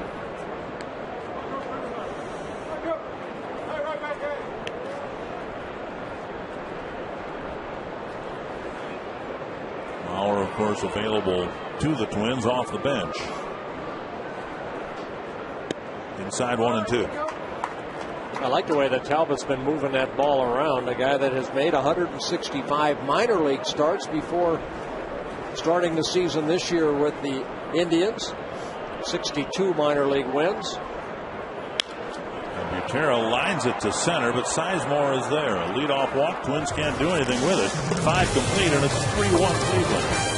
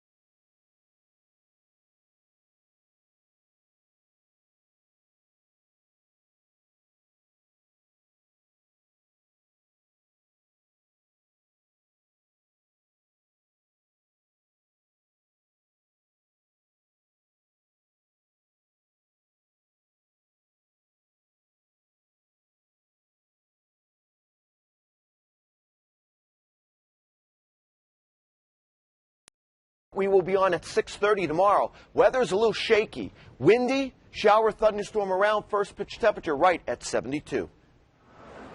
That's all that. It never rains over a ballpark. Look here. Well, through this whole homestand, we played in rain in the second game of the Boston series, and that's been it. And for, the last 4 or 5 days, we haven't seen a cloud. Here's Shin-Soo Choo leading off the 6th for Cleveland. The reigning American League Player of the Week, and the Twins have handcuffed him. He hasn't gotten a ball out of the infield in this series. And he's been doing a lot of that. Well, so far this series, the pitching staff has done a great job. Kevin Slowey striking him out on good fastballs. Liriano getting him on that 3-2 slider. Great pitch. And earlier in this ball game, Baker striking him out. This one out of the infield to center, but in the ballpark, and Span makes the catch, 1 away. Well, Baker with 75 pitches. You'd like to think he can get through the 6th and the 7th here, and the Twins hope to come back and score some in the bottom of the 6th inning. Well, it seems Baker is a guy, again, that attacks the strike zone. 75 pitches you mentioned, 56 have been strikes.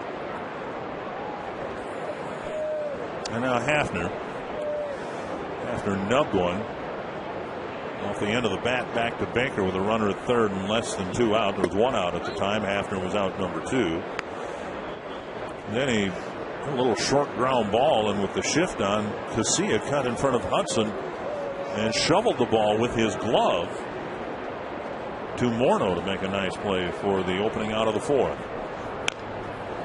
Chop foul. Good off-speed pitch right there by Baker. Hafner a little out front. How many changeups did you throw? Not a number, but percentage-wise, how much of a arsenal or pitch in your arsenal was a changeup? If I threw 100 pitches, maybe about 10. not too many, because my curveball became a good changeup for me too, because I could change speeds on it. Hafner swing and a miss, 1 and 2. But when I was younger, I mean, I didn't know how to hold a changeup. Everything was fastball, curveball. And I think that's why we see Baker, as he's maturing, he's getting a lot better by using the changeup.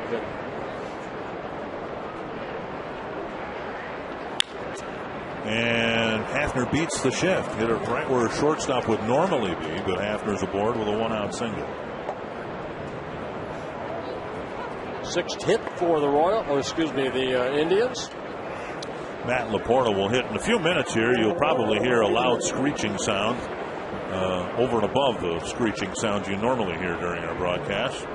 The emergency weather emergency system is going to issue a tornado warning, even though clearly there's not a funnel cloud. There's not a cloud of any kind in sight. So it's just a test. This is only a test. If this were an actual emergency. Now, do all the fans know that it's going to happen? I hope so. I hope so. They've had it up on the board here. Hopefully the fans have been made aware of it. Laporta with a bouncer to short. And then he walked and scored in front of Marte's home run. Just off the corner, 2-0. So you never had tornadoes growing up in California? No, not Southern California. See, where I grew up in western Minnesota, we still had storm cellars where, you know, when a storm was coming, you'd go in the cellar.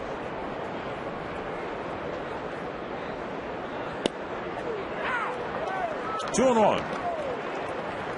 They made great forts when I was a kid, the storm cellars. We used to go in there and just kind of do everything we wanted to do in secret. Well, let me ask you, the storm they have food in there, you have water, and batteries and flashlights and things like that.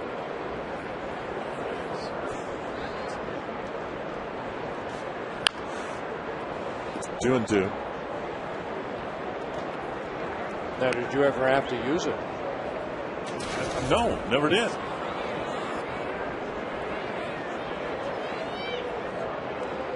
Had some nasty thunderstorms. I don't remember any tornadoes. I've never seen a funnel cloud. I hope I never do. Yeah, I agree. 2-2 to Laporta. Baker got a ground ball double play in the 5th. I'd like to get one here. Great stop by Casilla. But his throw to second not in time. That's a sensational stop by the shortstop, but Hafner is safe at second base. Yeah, it'll be an infield base hit for Laporta, but a great effort right there by Casilla.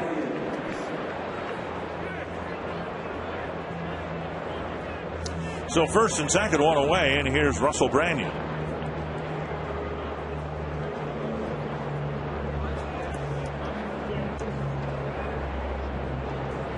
Rick Anderson on the phone and get some bullpen activity started. Branyan struck out on a high fastball in the 2nd. Then he hit another high fastball to left field. Caught by Jason Kubel.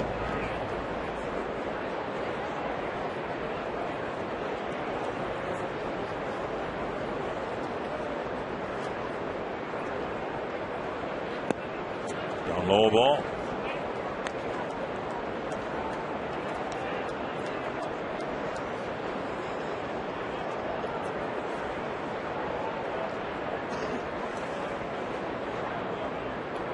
Branyan with that open stance and an uppercut swing. Like that. Good changeup right there by Baker.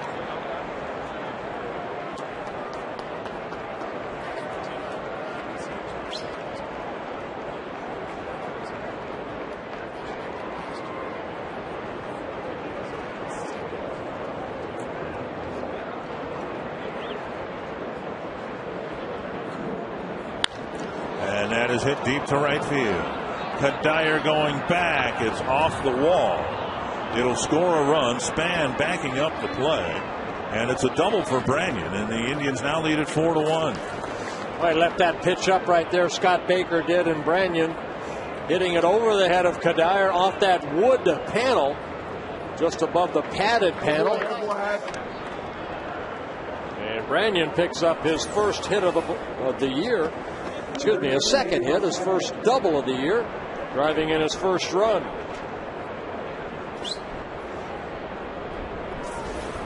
See, Michael Kadire still hasn't figured out, that bounce off either the pad. The pad, of course, the ball's going to die a little bit. The wood, it seems like that ball ricochets a little bit harder, and then you have that limestone right above it that really shoots off back toward the infield. Infield in, and Marte takes a strike.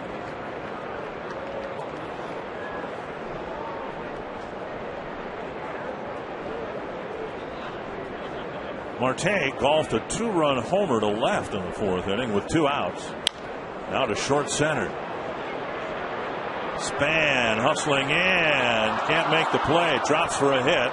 Kadire's throw to Morneau.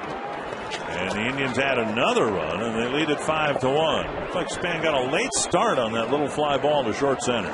Well, it's one of those things. Sometimes a hitter swings so hard, outfielders have to freeze for a second. See the big swing, but the ball not hit as far as Span thought. Comes hustling in, almost makes a great shoestring type catch. The ball just off the tip of his glove. Kadire there to back up. But it's an RBI single for Marte, who has 3 in the ballgame. 4 straight hits for Cleveland, and we have a quick trip to the mound. Rick Anderson.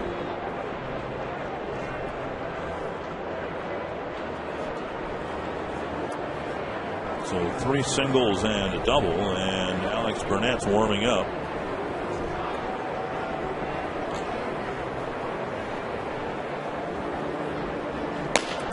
Twins hit the road now for a week and a half. Return home to take on the Tigers beginning Monday, May 3rd. It'll be a rematch of Game 163. And perhaps the top 2 teams in the division. Tickets are available, but going quickly. Call 800-33-TWINS. Or log on to twinsbaseball.com and reserve your seats.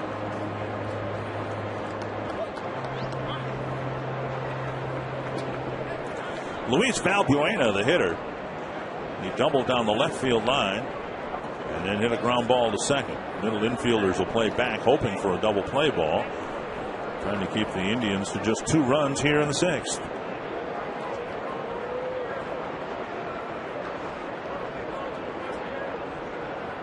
Runner goes. Butera's throw, and he's out. So Drew Butera throws out the runner Marte. And Branyan anchored at third base. Really don't know what Manny Actor was trying to do right there, because you don't have a speedster at third base in Russell Branyan. Butera comes up throwing. He doesn't even look at third. Makes a good throw to Hudson. He tags out the runner, and Branyan stays at third. He had a runner at third. Valbuena with a fly ball could have scored him, but now that's not going to happen. If he hits the fly ball, tap foul, 2 strikes. The way that Marte was looking in, it was almost like a hit and run, because a lot of times, in that situation, if it's a steal, you just look forward toward second base. But instead, Marte was looking in. Marte only has 1 major league stolen base. Down the line, and fair again. This one by about a foot, and it's another ground rule double. So the Indians turn it into a 3-run inning, and it's their 4th double that has been fair by just a matter of inches or feet. And that'll be the end of the day for Scott Baker. Oh, high fastball right there. Valbuena turning on it, and the ball going into the stands. Valbuena with his first double of the year, picking up his 7th RBI. And Alex Burnett will pitch next.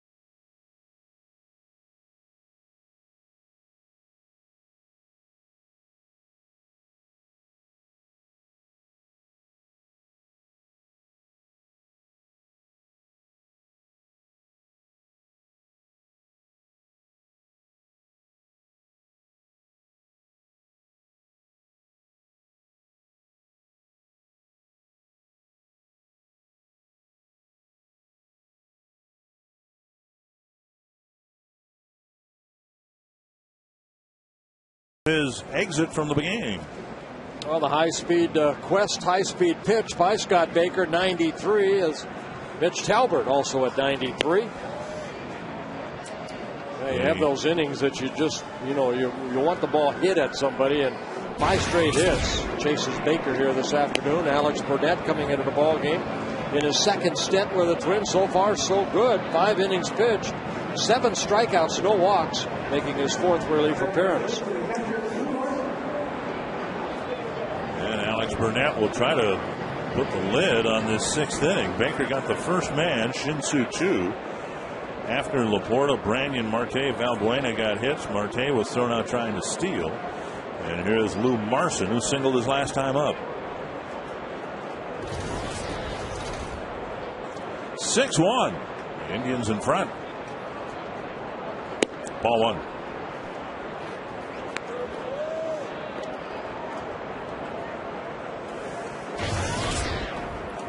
Marson singled leading off the 5th, and then Cabrera bounced into a double play.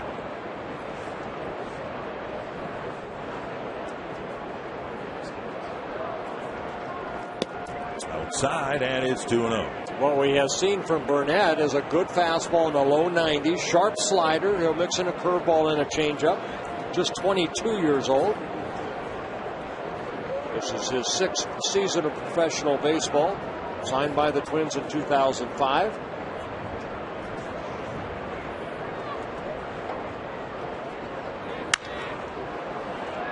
And this one near the foul pole, butt foul. 2-1. Indians out hitting the Twins 10-2.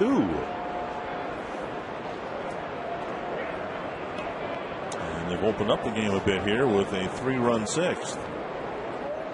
That's why I think, winning a 3-game series is very difficult. You need everything to go your way. The Twins last year won 9, they had 9 sweeps of series, and it's not easy to do. 2-2.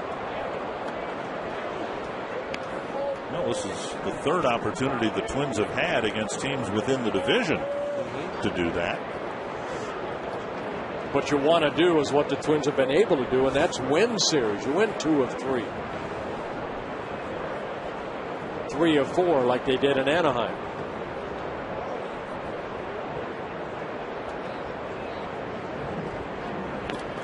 And that rolls away from Butera. Does a nice job keeping it within range. And keeping Valbuena at second base. Now a full count. Yeah, the breaking ball into dirt, and what Butera did so nicely is he blocked it nicely, but then kept the eye on the runner as that ball kind of trickled up that first baseline.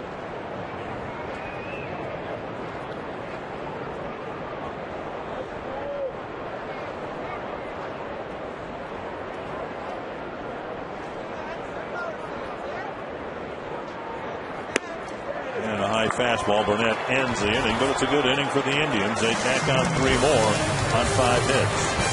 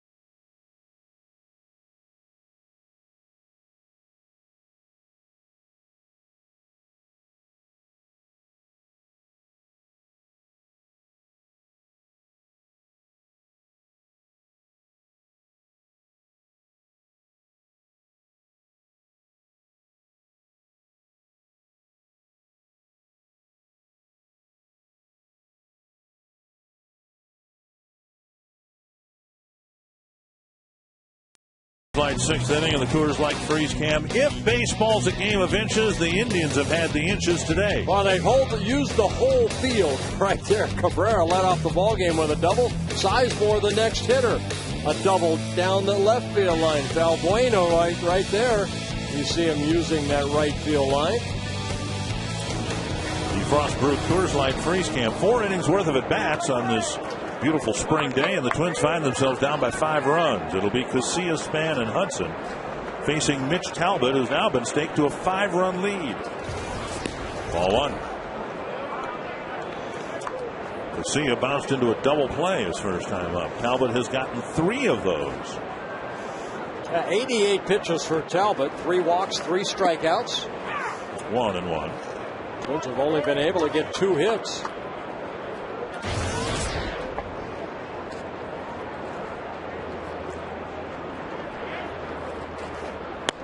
One and two. Well, the Twins have some speed to work with if they can get guys on base. Casilla and Span run well. Hudson runs okay. And another weak ground ball. Valbuena to Branyan, 1 away. Doing more on defense, brought to you by Home Depot. And Alexi Casilla showing us last year and this year you don't necessarily need your glove. I mean, you look at this play right there. You know, that glove becomes almost a hand to Casilla. Great play right there last year, and then here this afternoon we saw him use that glove again. An extension of his left hand. Who needs your bare hand when you can do everything with your glove hand? Ball 1 to Denard Span. He's bounced to second and been called out on strikes.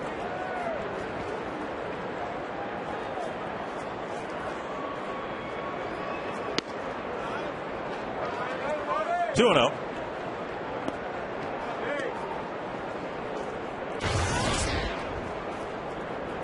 When the Indians scored a couple of runs in the 4th, the Twins answered with a run, at least got on the board. And that is their hope here to at least trim away at the 5-run lead. After the ball game today, the Indians go to Oakland, then they go down the coast and play the Angels. So they're on one of those long road trips. Way out in front, 2-2.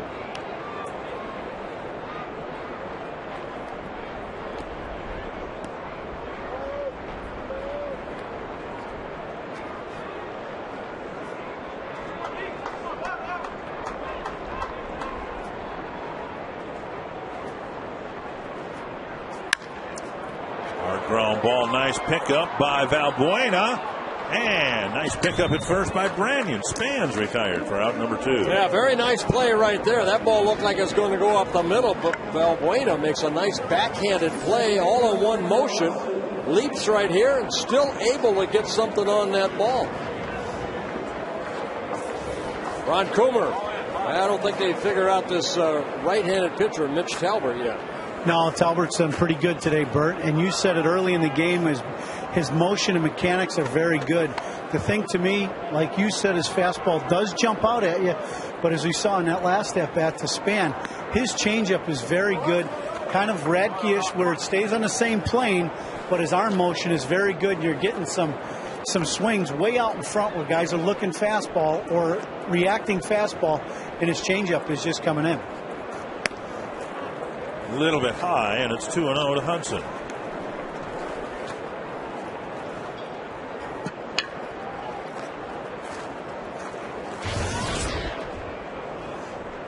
Hudson walked and scored after his foul pop was dropped by Marte. Skied near the dugout. Marte's going to have the same play here in the same spot. This time he makes the catch. And the bench right there applauds him.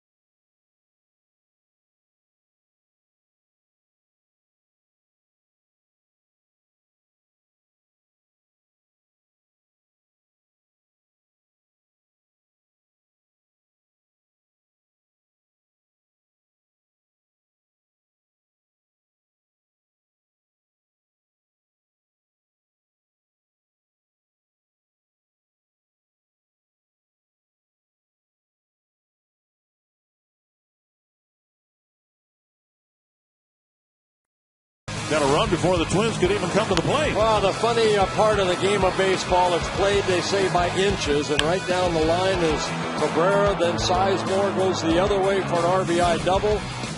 Right here, you know, Marte, not a bad pitch, down in the strike zone. He hits that 2-run home run.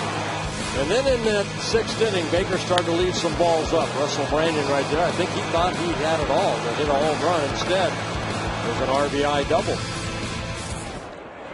Now Alex Burnett facing leadoff hitter Asdrubal Cabrera. Cabrera, Sizemore, and Chu facing the Twins reliever.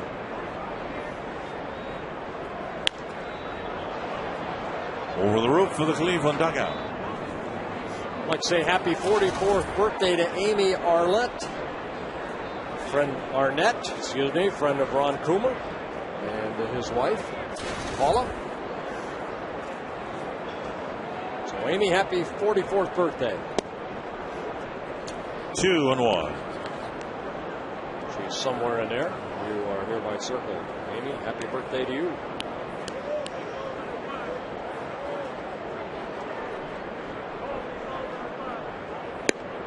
Very high, 3-1. Burnett got Lou Marson to wrap up the 6th inning. Now the Twins can ill afford to have him fall into some trouble here, with the Twins already down by 5 runs, having been out hit 10-2.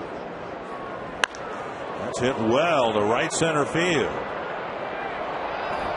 And that one off the scoreboard. Another double for the Indians, a leadoff double by Cabrera, his 2nd of the game. Well, he fell behind an account. He came in with a fastball, and Cabrera, his 2nd double. And for the Indians, their 11th hit. Again, you just don't know. This ball club came in, the Indians hitting .215 as a club, and you know, you just kind of say, oh boy, you hope that they stay asleep until they leave town. But the offense here this afternoon has produced 6 runs and 11 hits.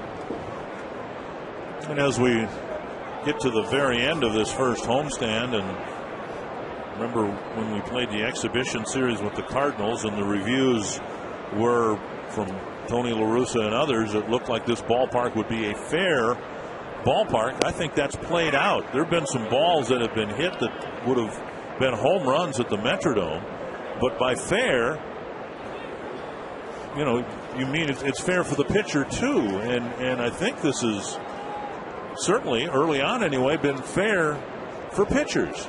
Yeah, I agree. It seems like, you know, the ball jumps down the lines, but left center, right center. That one had better not be fair. Wow.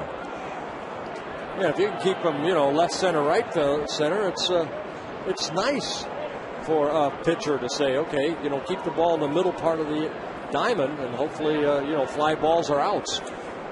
You know, the horror would have been what they had in New York, where they spent what, $12 billion for a new ballpark, and that ballpark's not fair. The ball just shoots out.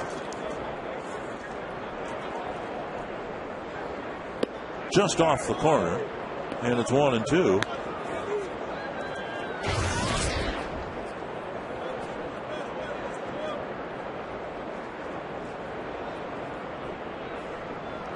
Sizemore with that double down the line in the first inning. Since then, a ground ball to first and a strikeout. And he chips it foul.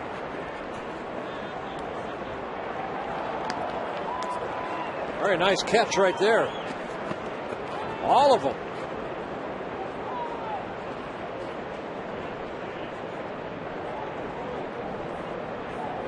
Okay, sit down.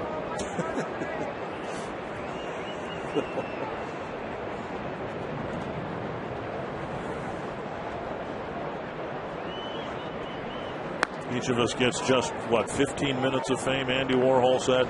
Don't use it all up on a foul ball.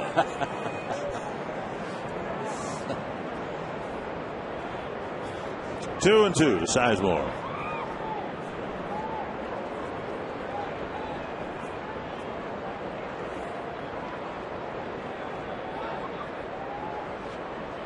Curve left up high, and it's a full count. Most notably of this first in this first homestand. 9 games. We'll take a look at where the pitch was. Top rim of the strike zone. 7 sellouts in 9 games here, and I think the only reason the other 2 games didn't sell out is fans weren't aware there were tickets available.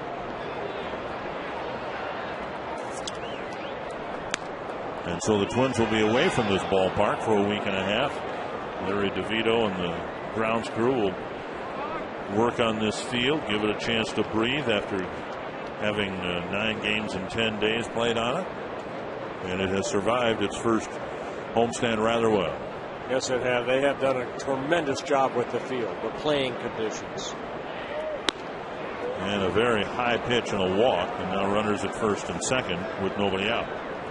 Our first walk of the season for Burnett in relief. Visit the official online shop of the Minnesota Twins at twinsbaseball.com. You can browse the largest selection of official gear, including the latest apparel, nostalgic memorabilia, and authentic classics for the whole family. Get your gear from the official source, the twinsbaseball.com shop. Accept no substitutes. Conference on the mound, and Larry DeVito can't wait to get himself and his crew back on this field. Shin-Soo Choo finally got a ball out of the infield, lifting a lazy fly ball to center his last time up. Well, I saw Ron Gardenhire and pitching coach Rick Anderson kind of looking at the lineup card, and Ron Mayhew starting to get loose. Rick Anderson coming out to the bullpen. Burnett just up in the strike zone, not only with a fastball, we saw some breaking balls up too. So the words of wisdom of pitching coach Rick Anderson, just trying to almost say, stay back, create that downward play. Last weekend we gave the Royals great weather here at Target Field. Apparently the weather's not going to be as good in Kansas City this weekend. Then an off day on Monday, and the forecast is for more rain in Detroit, and then we go to Cleveland. So the Twins stay within the division. And boy, if they could finish that road trip having won their first 8 series, that'd be pretty nice. Yes, it would be. Right now the Twins, 11-4, 6-2 in the Central Division. Again, 72 of the 162 ball games are played within your division for the Twins.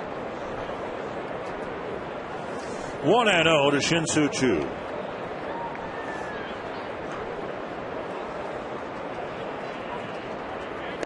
And Wild outside, 2-0. After that road trip, the Twins will have made 1 stop in each of the 4 other cities within the division, having already played in Chicago.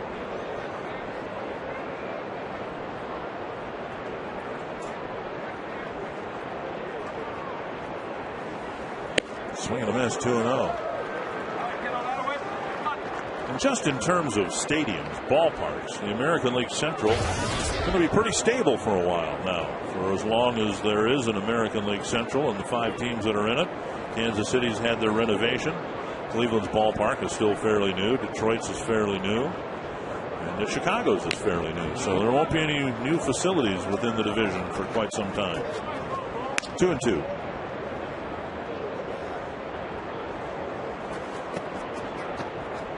I think the new next stadium that hopefully will be new will be out in Oakland. They're hopefully going to move out of that Davis Monument of the stadium they have. They have some issues out there. Yes, they do. 2-2. And whoa, that crossed up Butera. Looked like it was almost a strike.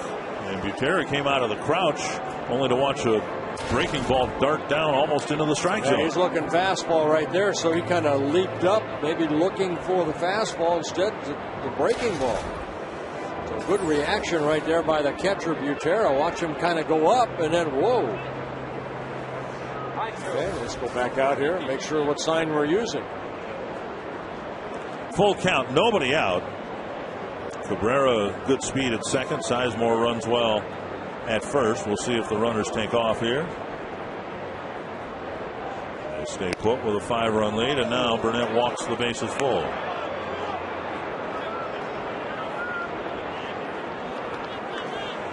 And they're loaded up for Travis Hafner, and that'll be the end of the day for Alex Burnett. Yeah, Ron Gardenhire just wanted to make sure that Ron Mayhew was ready to come into the ballgame. Hafner will hit against Mayhay with the bases full and nobody out.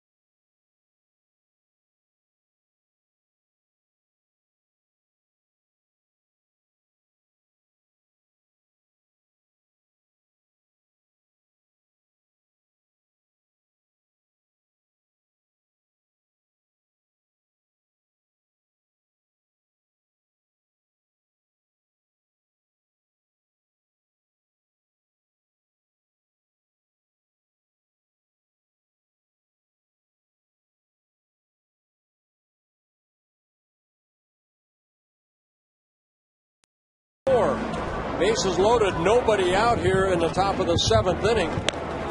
Alex Burnett coming out of the ball game, giving way to Ron Mayhay, making his 3rd relief appearance. You can see the 5 strikeouts for Mayhay in the first 2 appearances. He'll be facing Travis Hafner, where Hafner's just 1 for 10 against Mayhay. Like to keep this score at 6-1.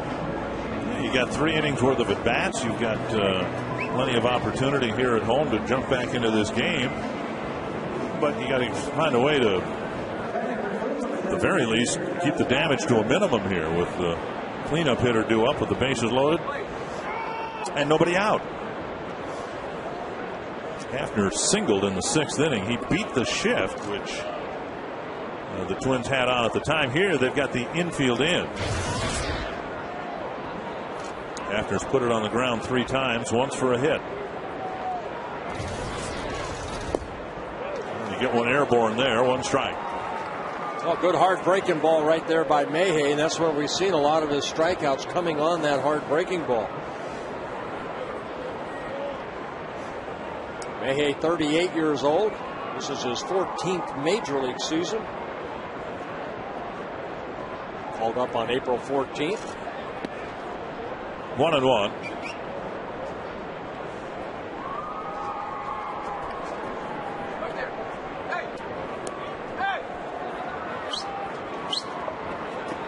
Run in the 1st for Cleveland, 2 in the 4th, 3 in the 6th, and a chance to bust the game open here in the 7th.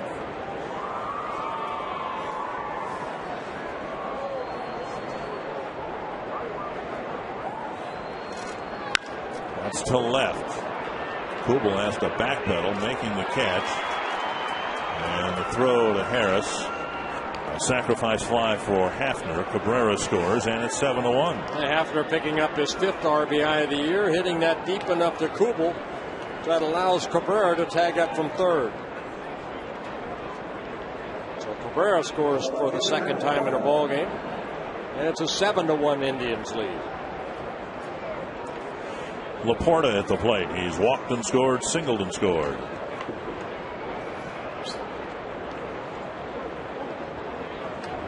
Tonight the White Sox are hosting the Rays. And the Tigers wrap up their series against the Angels in Anaheim. At the knees, a strike. And the Twins will fly to Kansas City after this game.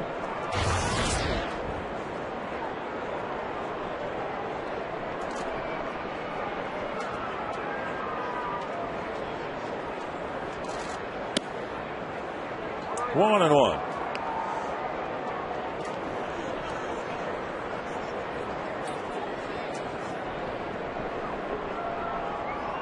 Pat Neshek had a bullpen session today. Everything went fine. He should be ready to go for the Kansas City series this weekend. 2-1.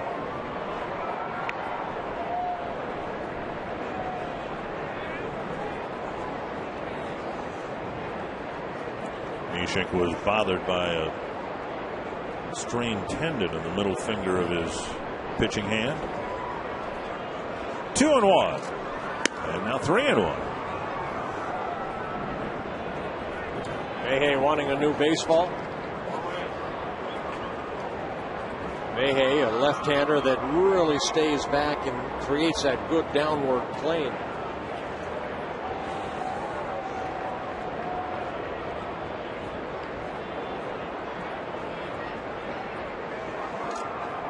And a walk refills the bases.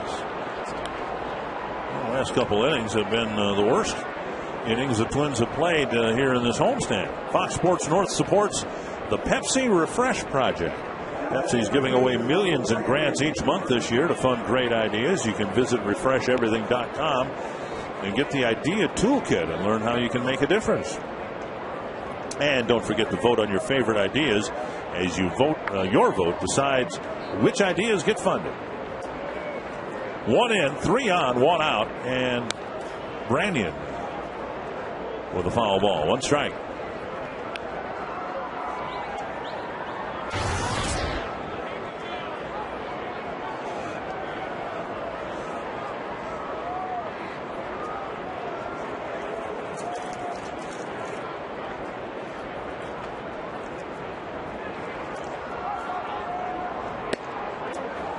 Off the outside corner, 1-1.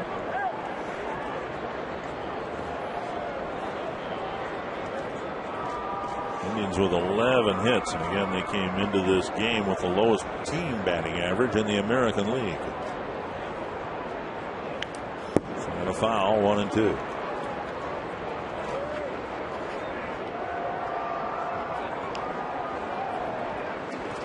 Mayhay needs a strikeout right here. And he's got the right guy at the plate to do that. Branyan throughout his career has been very strikeout prone. About 40% of his at-bats have ended up in strikeouts. The other 40% have gone over the wall.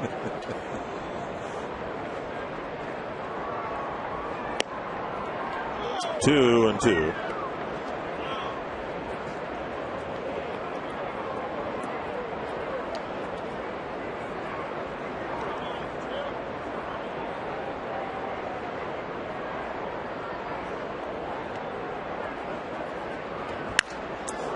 Splintered bat, and Hudson spins himself around, kind of corkscrewed his way into fielding that ball with the barrel of the bat headed in his general direction. Yeah, 100 more trees donated right there. Brandon kind of stood at home plate after this swing right here. I don't know if he knew where the ball went, but the bat and the barrel of the bat, you can see going out towards second base. Hudson gets the force out at first. With the out at first, and Branyan picks up an RBI, his second of the ball game. Everybody moves up a base. So 2 in scoring position. It's 8-1. And Andy Marte, who's driven in 3 runs, will hit next.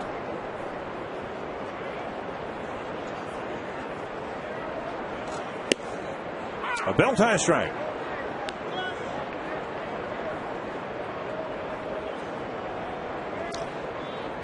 Marte took a 1-0 game, made it 3-0 with a 2-run home run with 2 outs and 2 strikes in the 4th inning. Yeah, not a bad pitch from Baker, just kind of down and in, and he kind of golfed it over the left field wall. 1-1. Johnny Peralta, the regular third baseman, had been struggling at the plate. So Maniaca switching it up a bit and getting immediate results here with 3 runs batted in from Marte. 2-1.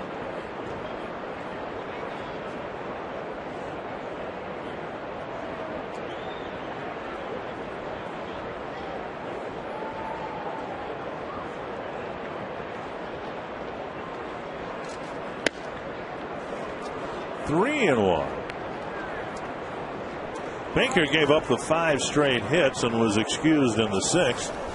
And now in the 7th. Close pitch taken for a ball there. First Burnett, and now Mayhay struggling throwing strikes.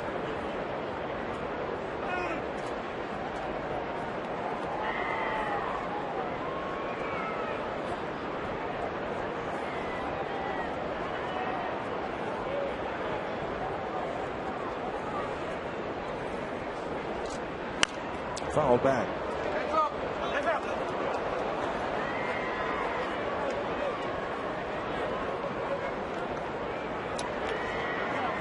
He's already thrown 18 pitches, only 8 strikes.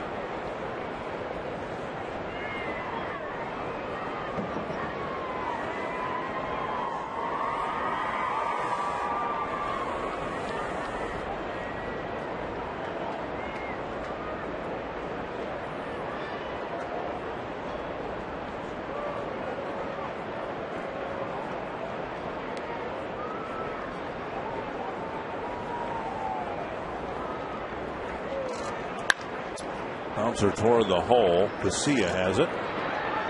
Over to Morneau to end the inning. But the Indians add a couple more in the 7th against Alex Burnett.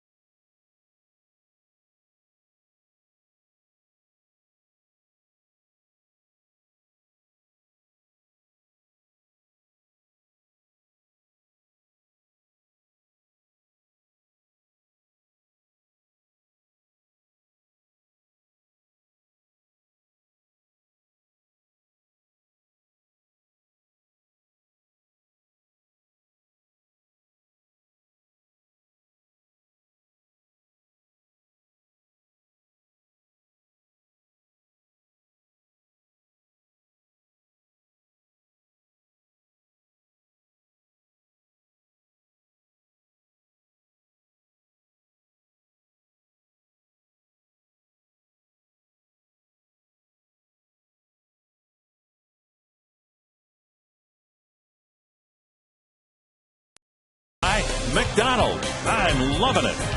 By Toyota, thank you for standing by us. For more information, visit buyatoyota.com.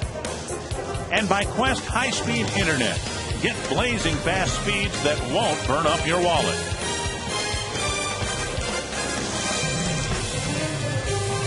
And you can vote for the Arby's Value Player of the Game. Text 234-234 after the word value. Tough to vote today. Yeah, Morneau has driven in a run. He's got 26% of the vote. And you can still affect the voting. We might be witnessing the beginning of the greatest comeback in Target Field history here. Well, you know what? You're going to have days like this. 162 ball games. Things aren't always going to go your way. And so far here this afternoon, Baker, I thought he pitched pretty good for 5 innings, then just ran into trouble in the 6th, started to get some balls up and gave up those 5 straight hits. And the Indians kind of opened up the ball game. Scored 3 runs in the 6th and then just added 2 in the 7th on 3 walks by the Twins pitching staff. Very unusual. Jason Kubel will lead off the 7th against a different Cleveland pitcher. Rafael Perez. Good job by Mitch Talbot. Worked the first 6 innings, allowed only 2 hits. The run he did give up to Twins was an unearned run with 3 walks and 3 strikeouts. Perez worked here a couple nights ago through 10 pitches in the 7th inning. A 1-2-3 inning for Perez, making his 5th relief appearance. Down by 7, and Kubel takes ball 1. Been a tough series for Kubel. Hitless in 8 at-bats with 6 strikeouts. Perez with a good fastball, mixing a slider, very good curveball, and a changeup. That curveball Did it hit Kubel? It went right over his helmet, I think. I don't know what one of the 4 pitches that was right there. Let's take a look right here. Wow. Well, it's still on the screen on our Fox tracks. So 2-0. One of Perez's problems last year was control. He really struggled with his control. He misses outside. Chris Perez is the closer for the Indians in the absence of Kerry Wood. Wood another couple of weeks away from competition. A strike on the outside corner. Last year with the Indians, 48 innings pitched and 25 walks for Perez. 3-1. And now 3-2. Kubel, of course, hit the first target field home run. Probably the lone highlight of his first homestand here, or the biggest highlight anyway. It's been a tough homestand for him. He's seen the average submerge below 200.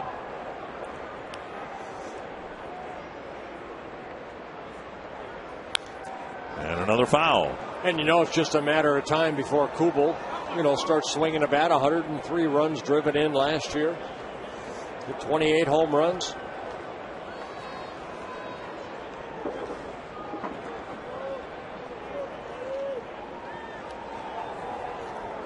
Kubel, Morneau, and Cuddyer. Twins hoping to pepper the ball around target field here and try to make it interesting, down by 7 runs.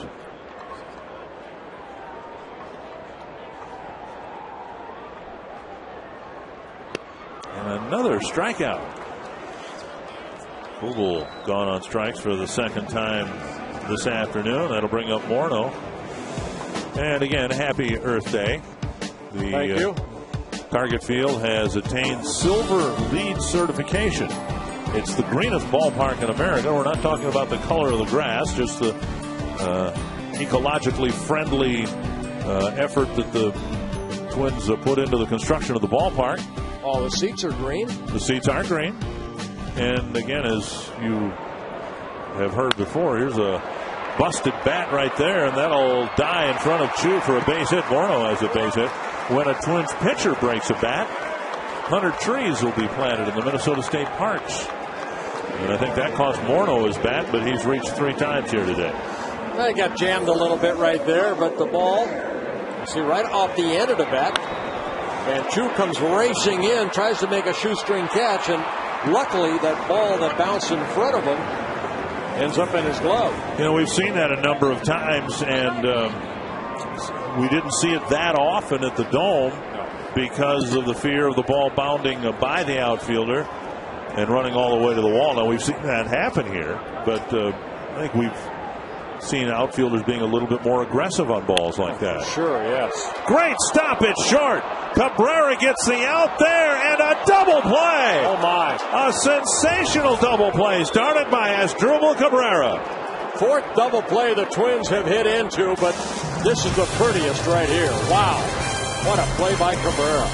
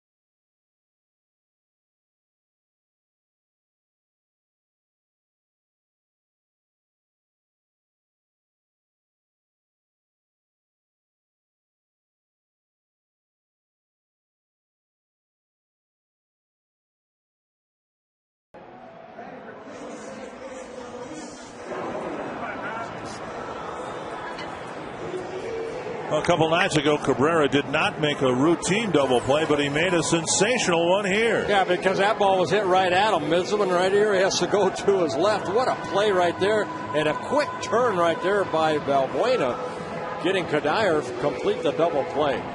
We're not going to see a better double play than that right there. So now in the 8th inning, Matt Guerrero comes out of the Twins pen to pitch to Valbuena, who was the middleman in that double play.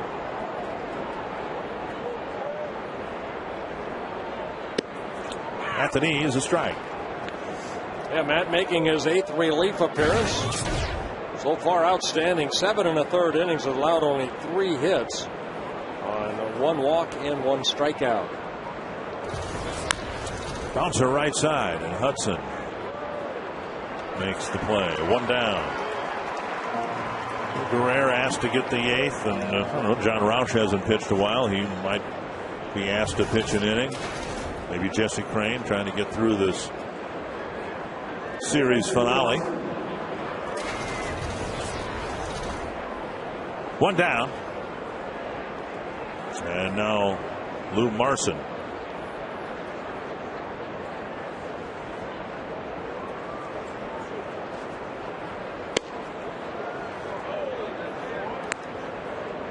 One and 0.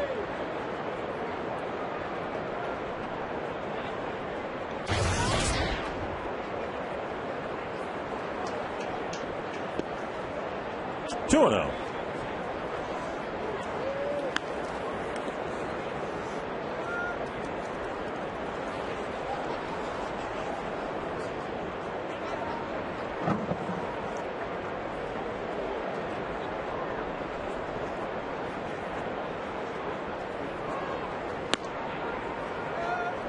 Close, just off the inside edge. 3 and 0.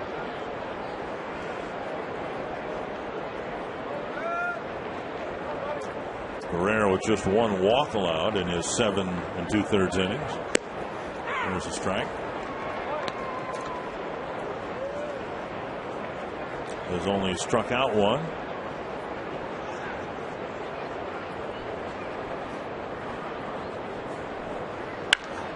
Ground ball to short.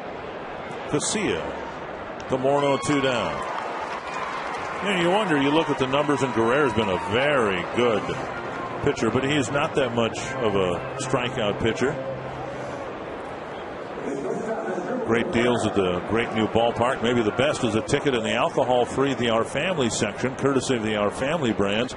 Tickets are available for the next homestand. You can get tickets in the Our Family section for just $22. And that also gets you a Schweigert hot dog and Pepsi. Log on to twinsbaseball.com. Call 800-33-TWINS to order your tickets. Just regarding Guerrero, like last year, 76 1/3 innings, 47 strikeouts. That's, 1 strikeout or 2 strikeouts every 3 innings, something like that. Whether, as the Twins were sorting through the relievers trying to find a closer, whether that might not have, been to his detriment in terms of a closer. I know Matt, volunteered to become the closer, but he is so valuable in that 7th, 8th inning type of role. He's a guy that can pitch 2 innings at a time. He's a guy that's, going to work in 4 different pitches, a good curveball. He has some movement on the fastball. He's a guy that isn't going to go out there and, like you mentioned, strike out a lot of guys, but he's going to retire the hitters quickly, and here he picks up a strikeout. We talk about it, he gets it. So Guerrero pitches a 1-2-3, 8th inning.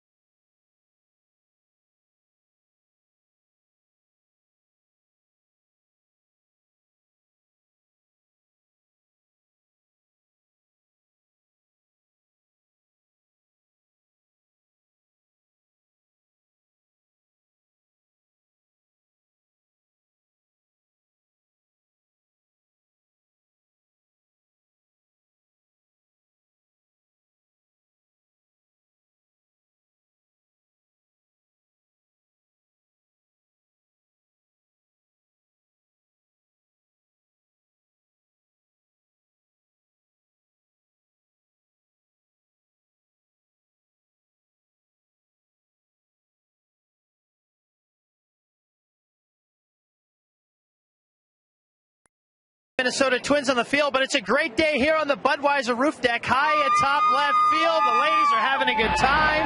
Food, drink, and the barbecue smells spectacular. And you guys enjoy the post-game show, Quest Twins Live, featuring the Toyota post-game wrap. We'll talk about living the dream, and that is Drew Butera getting his first major league hit. He gets it here at Target Field after spending 5 years in the minor leagues. Reading the wall in right field is our instructional today with Anthony and Bert and the rest of the gang, and Coombe, plus reaction from manager Ron Gardenhire. All that on Quest Twins Live. Dick and Bert. Well, Robbie's all over the place, isn't he? Has anybody enjoyed Target Field more than Robbie Ince-Mikowski with all the food? And every time he does one of his live broadcasts, he generally has a pretty girl or more around him. Hey, he's single. Yeah. He can do it. You know, he's way up in right field yesterday. Here he's way up in left field, up in the Budweiser section. Here's Jim Thome. 1-0. And now a strike, 1-1. It'll be Thome, Harris, and Butera scheduled here in the 8th inning. And Twins got some making up to do here. Down by 7 runs.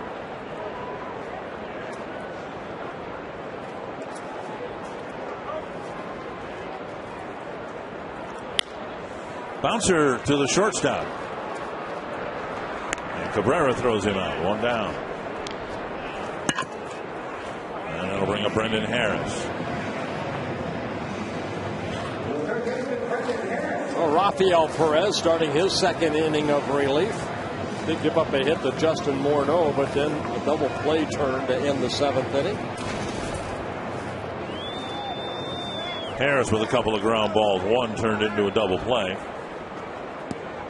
4 times today the Twins have grounded into a double play. The Twins have left just 1 runner on today because of the double plays. The run they scored in the 4th inning, an unearned run. 3 hits for the Twins. 2 by Morneau, 1 by Butera.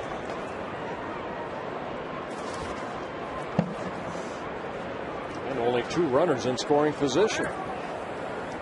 So it's been a good day for the Indians.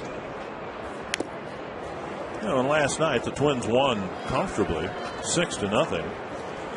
They didn't really knock the cover off the ball. They only got 6 hits last night. Yeah, it was the walks that David Huff had, Right. the 6 walks that helped the Twins score some runs. The night before that, the Twins won 5-1, but only got 6 hits. To right center field, hanging up for Sizemore. And out number 2. We'll bring up Butera.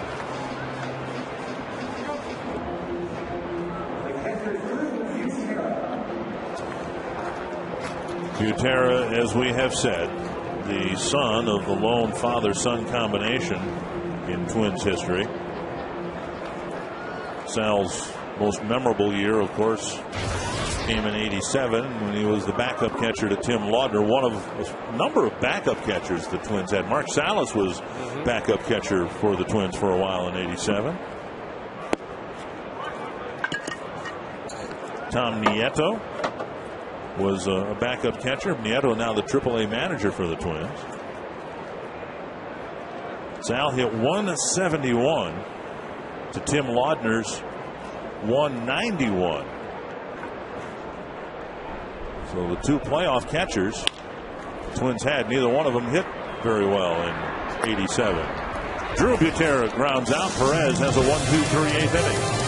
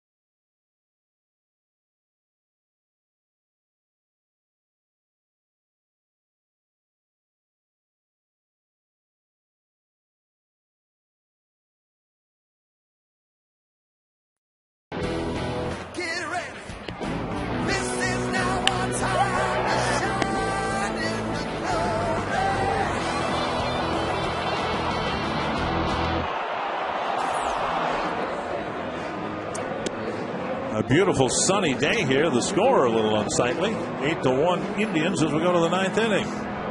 Well, we saw Matt Guerrero work the 8th inning because he had not worked since last Saturday, and the same can be said for John Roush when he picked up the 6th save in the 6-5 win over the Royals on Saturday. Roush 6 for 6 in save opportunities, making his 7th relief appearance just to get some work in. Matt had a 1-2-3 inning. Hopefully Roush will do the same here in the top of the 9th. Now, it's not going to make you chew your fingernails, but it'll be interesting to see how Roush handles this. This is the first time he's been asked to enter a ball game and just pitch in a non-save situation. Some closers handle it better than others. Here's a little squibber, and Butera on a good strong throw was able to get Sizemore one away. Well, you got to get around that 6'11" John Roush, and Roush looked for a second like he was going to get the ball. Then he gave away to Butera, and for the second time in this ball game, Butera does a good job of coming out of that crouch position behind home plate and making this type of play. I mean, Roush feels that ball right there. He really has no chance to get the runner Sizemore, speedy Sizemore, but Butera, very close play. Makes a nice strong throw. Yeah, tough play for Butera because he ended up making the play behind Roush, who blocked out the sun. Must have been and the moon. Must have been dark back there. And how have they referred to Drew Butera, a good catch and throw guy? Well, we've seen him do a nice job catching and throwing today. Span with the catch, and so far so good for Roush with a couple of quick outs here in the 9th. Time for the Coors Light Cold Hard Blast. Well, Andy Marte against Scott Baker, a 2-run home run off of Baker. That gave the Indians a 3-0 lead. That 2-run home run coming in the 4th inning. Again, not a bad pitch, but Marte dropping the barrel of the bat and hitting that line drive home run. Here's Hafner with 2 gone in the top of the 9th inning.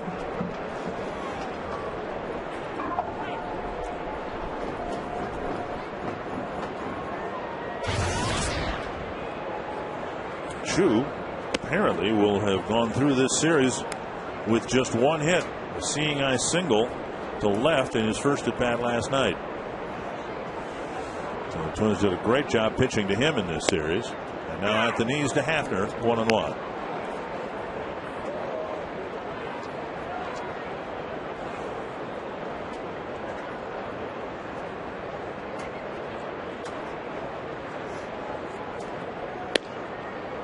One and two.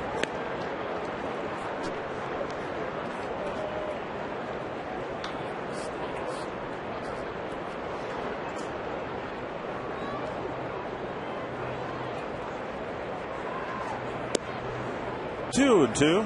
He's got that good curveball, especially at 6'11", that downward break, almost 12-6 for John Roush. His fastball in the low 90s, curveball. He'll mix in a slider and a changeup. A lot like Matt Guerrero. And there's a call, 3rd strike. So both Guerrero and Roush, not known for their strikeouts, finish their innings with a strikeout.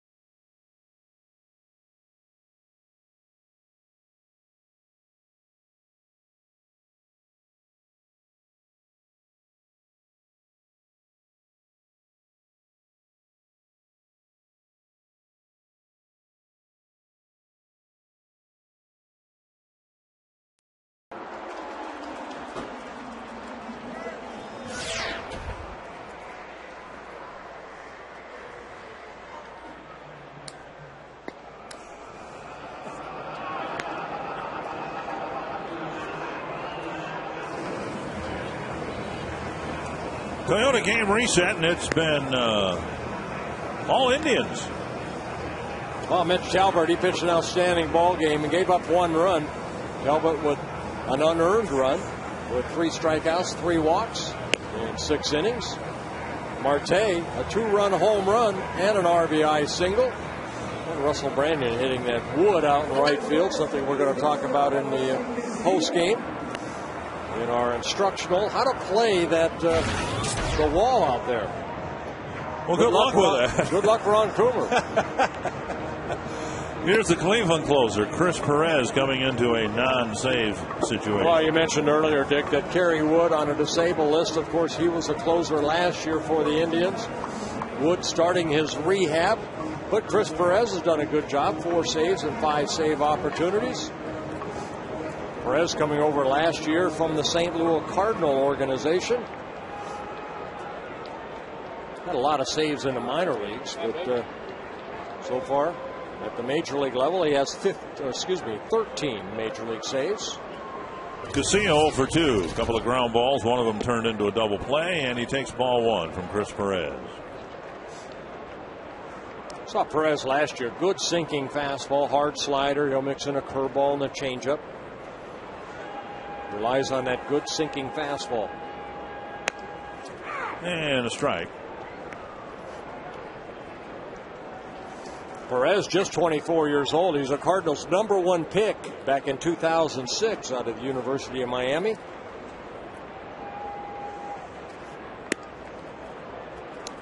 Two and 1 to Castillo. Got a little bit of Tim Lincecum working out there. Perez with that long hair. Hit to center, and Sizemore retreats to catch Casillas' liner, 1 away. Well, here we are, 25 outs into this game, and the Twins in this series have only collected 15 hits. Yet they came into this game with a chance for a sweep. And we'll see if Span can get his first hit of the ball game. Just 3 hits in the ball game today.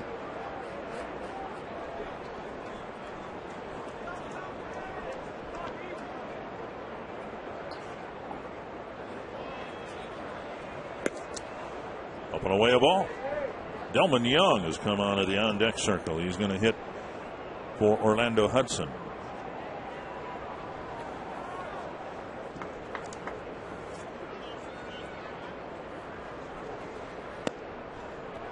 Two and 0.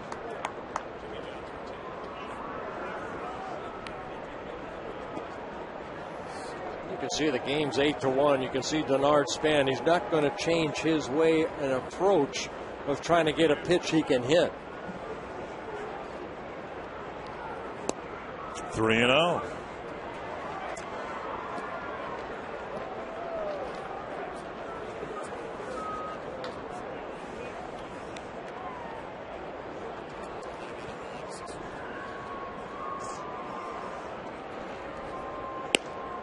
At the knees, 3 and 1.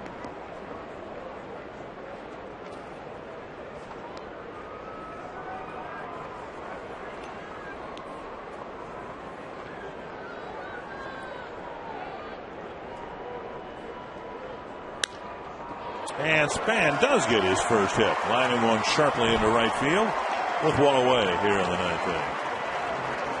Before Delman Young comes to the plate, our Jimmy John's delivery of the game. Well, Mitch Talbot, outstanding. 6 very good innings, allowed only 2 hits, the unearned run with 3 strikeouts and 3 walks. He threw 99 pitches, 57 for strikes.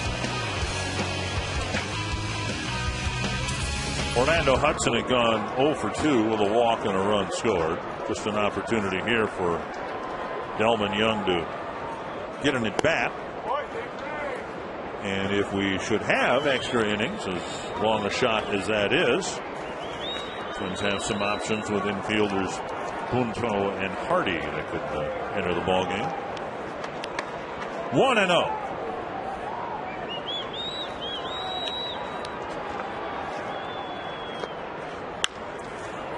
Doink, And Branyan with the catch, out number 2.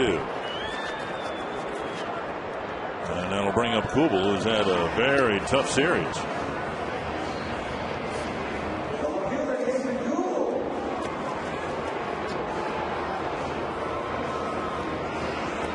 Kubel in the series opener 2 nights ago went 0 for 4 with 3 strikeouts. 0 for 2 with 2 strikeouts last night.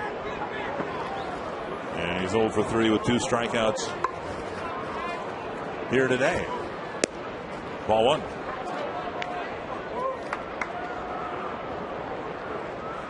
Hope was, of course, and it's played out in Jason's career with the Twins. Struggling a little bit, put him out in the outfield, and he has a big game. 1-1. Perez throwing nothing but fastballs here in the 9th inning.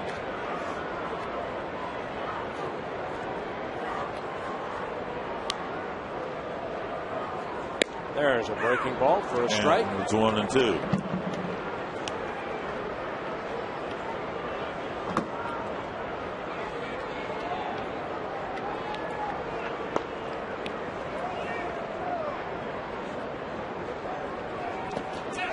Did he go? No, says third base umpire Alfonso Marquez. 2-2. Yeah, I think if Marquez said that Kubel went right there, Kubel would have snapped.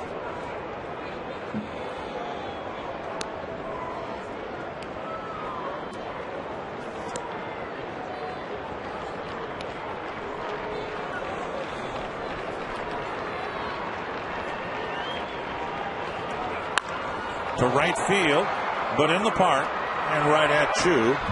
And the Twins will finish their first homestand here at Target Field with a 6-3 mark. I think the Twins would take that every time, winning the series of all 3 teams they played, the Red Sox, the Royals, and here the Indians.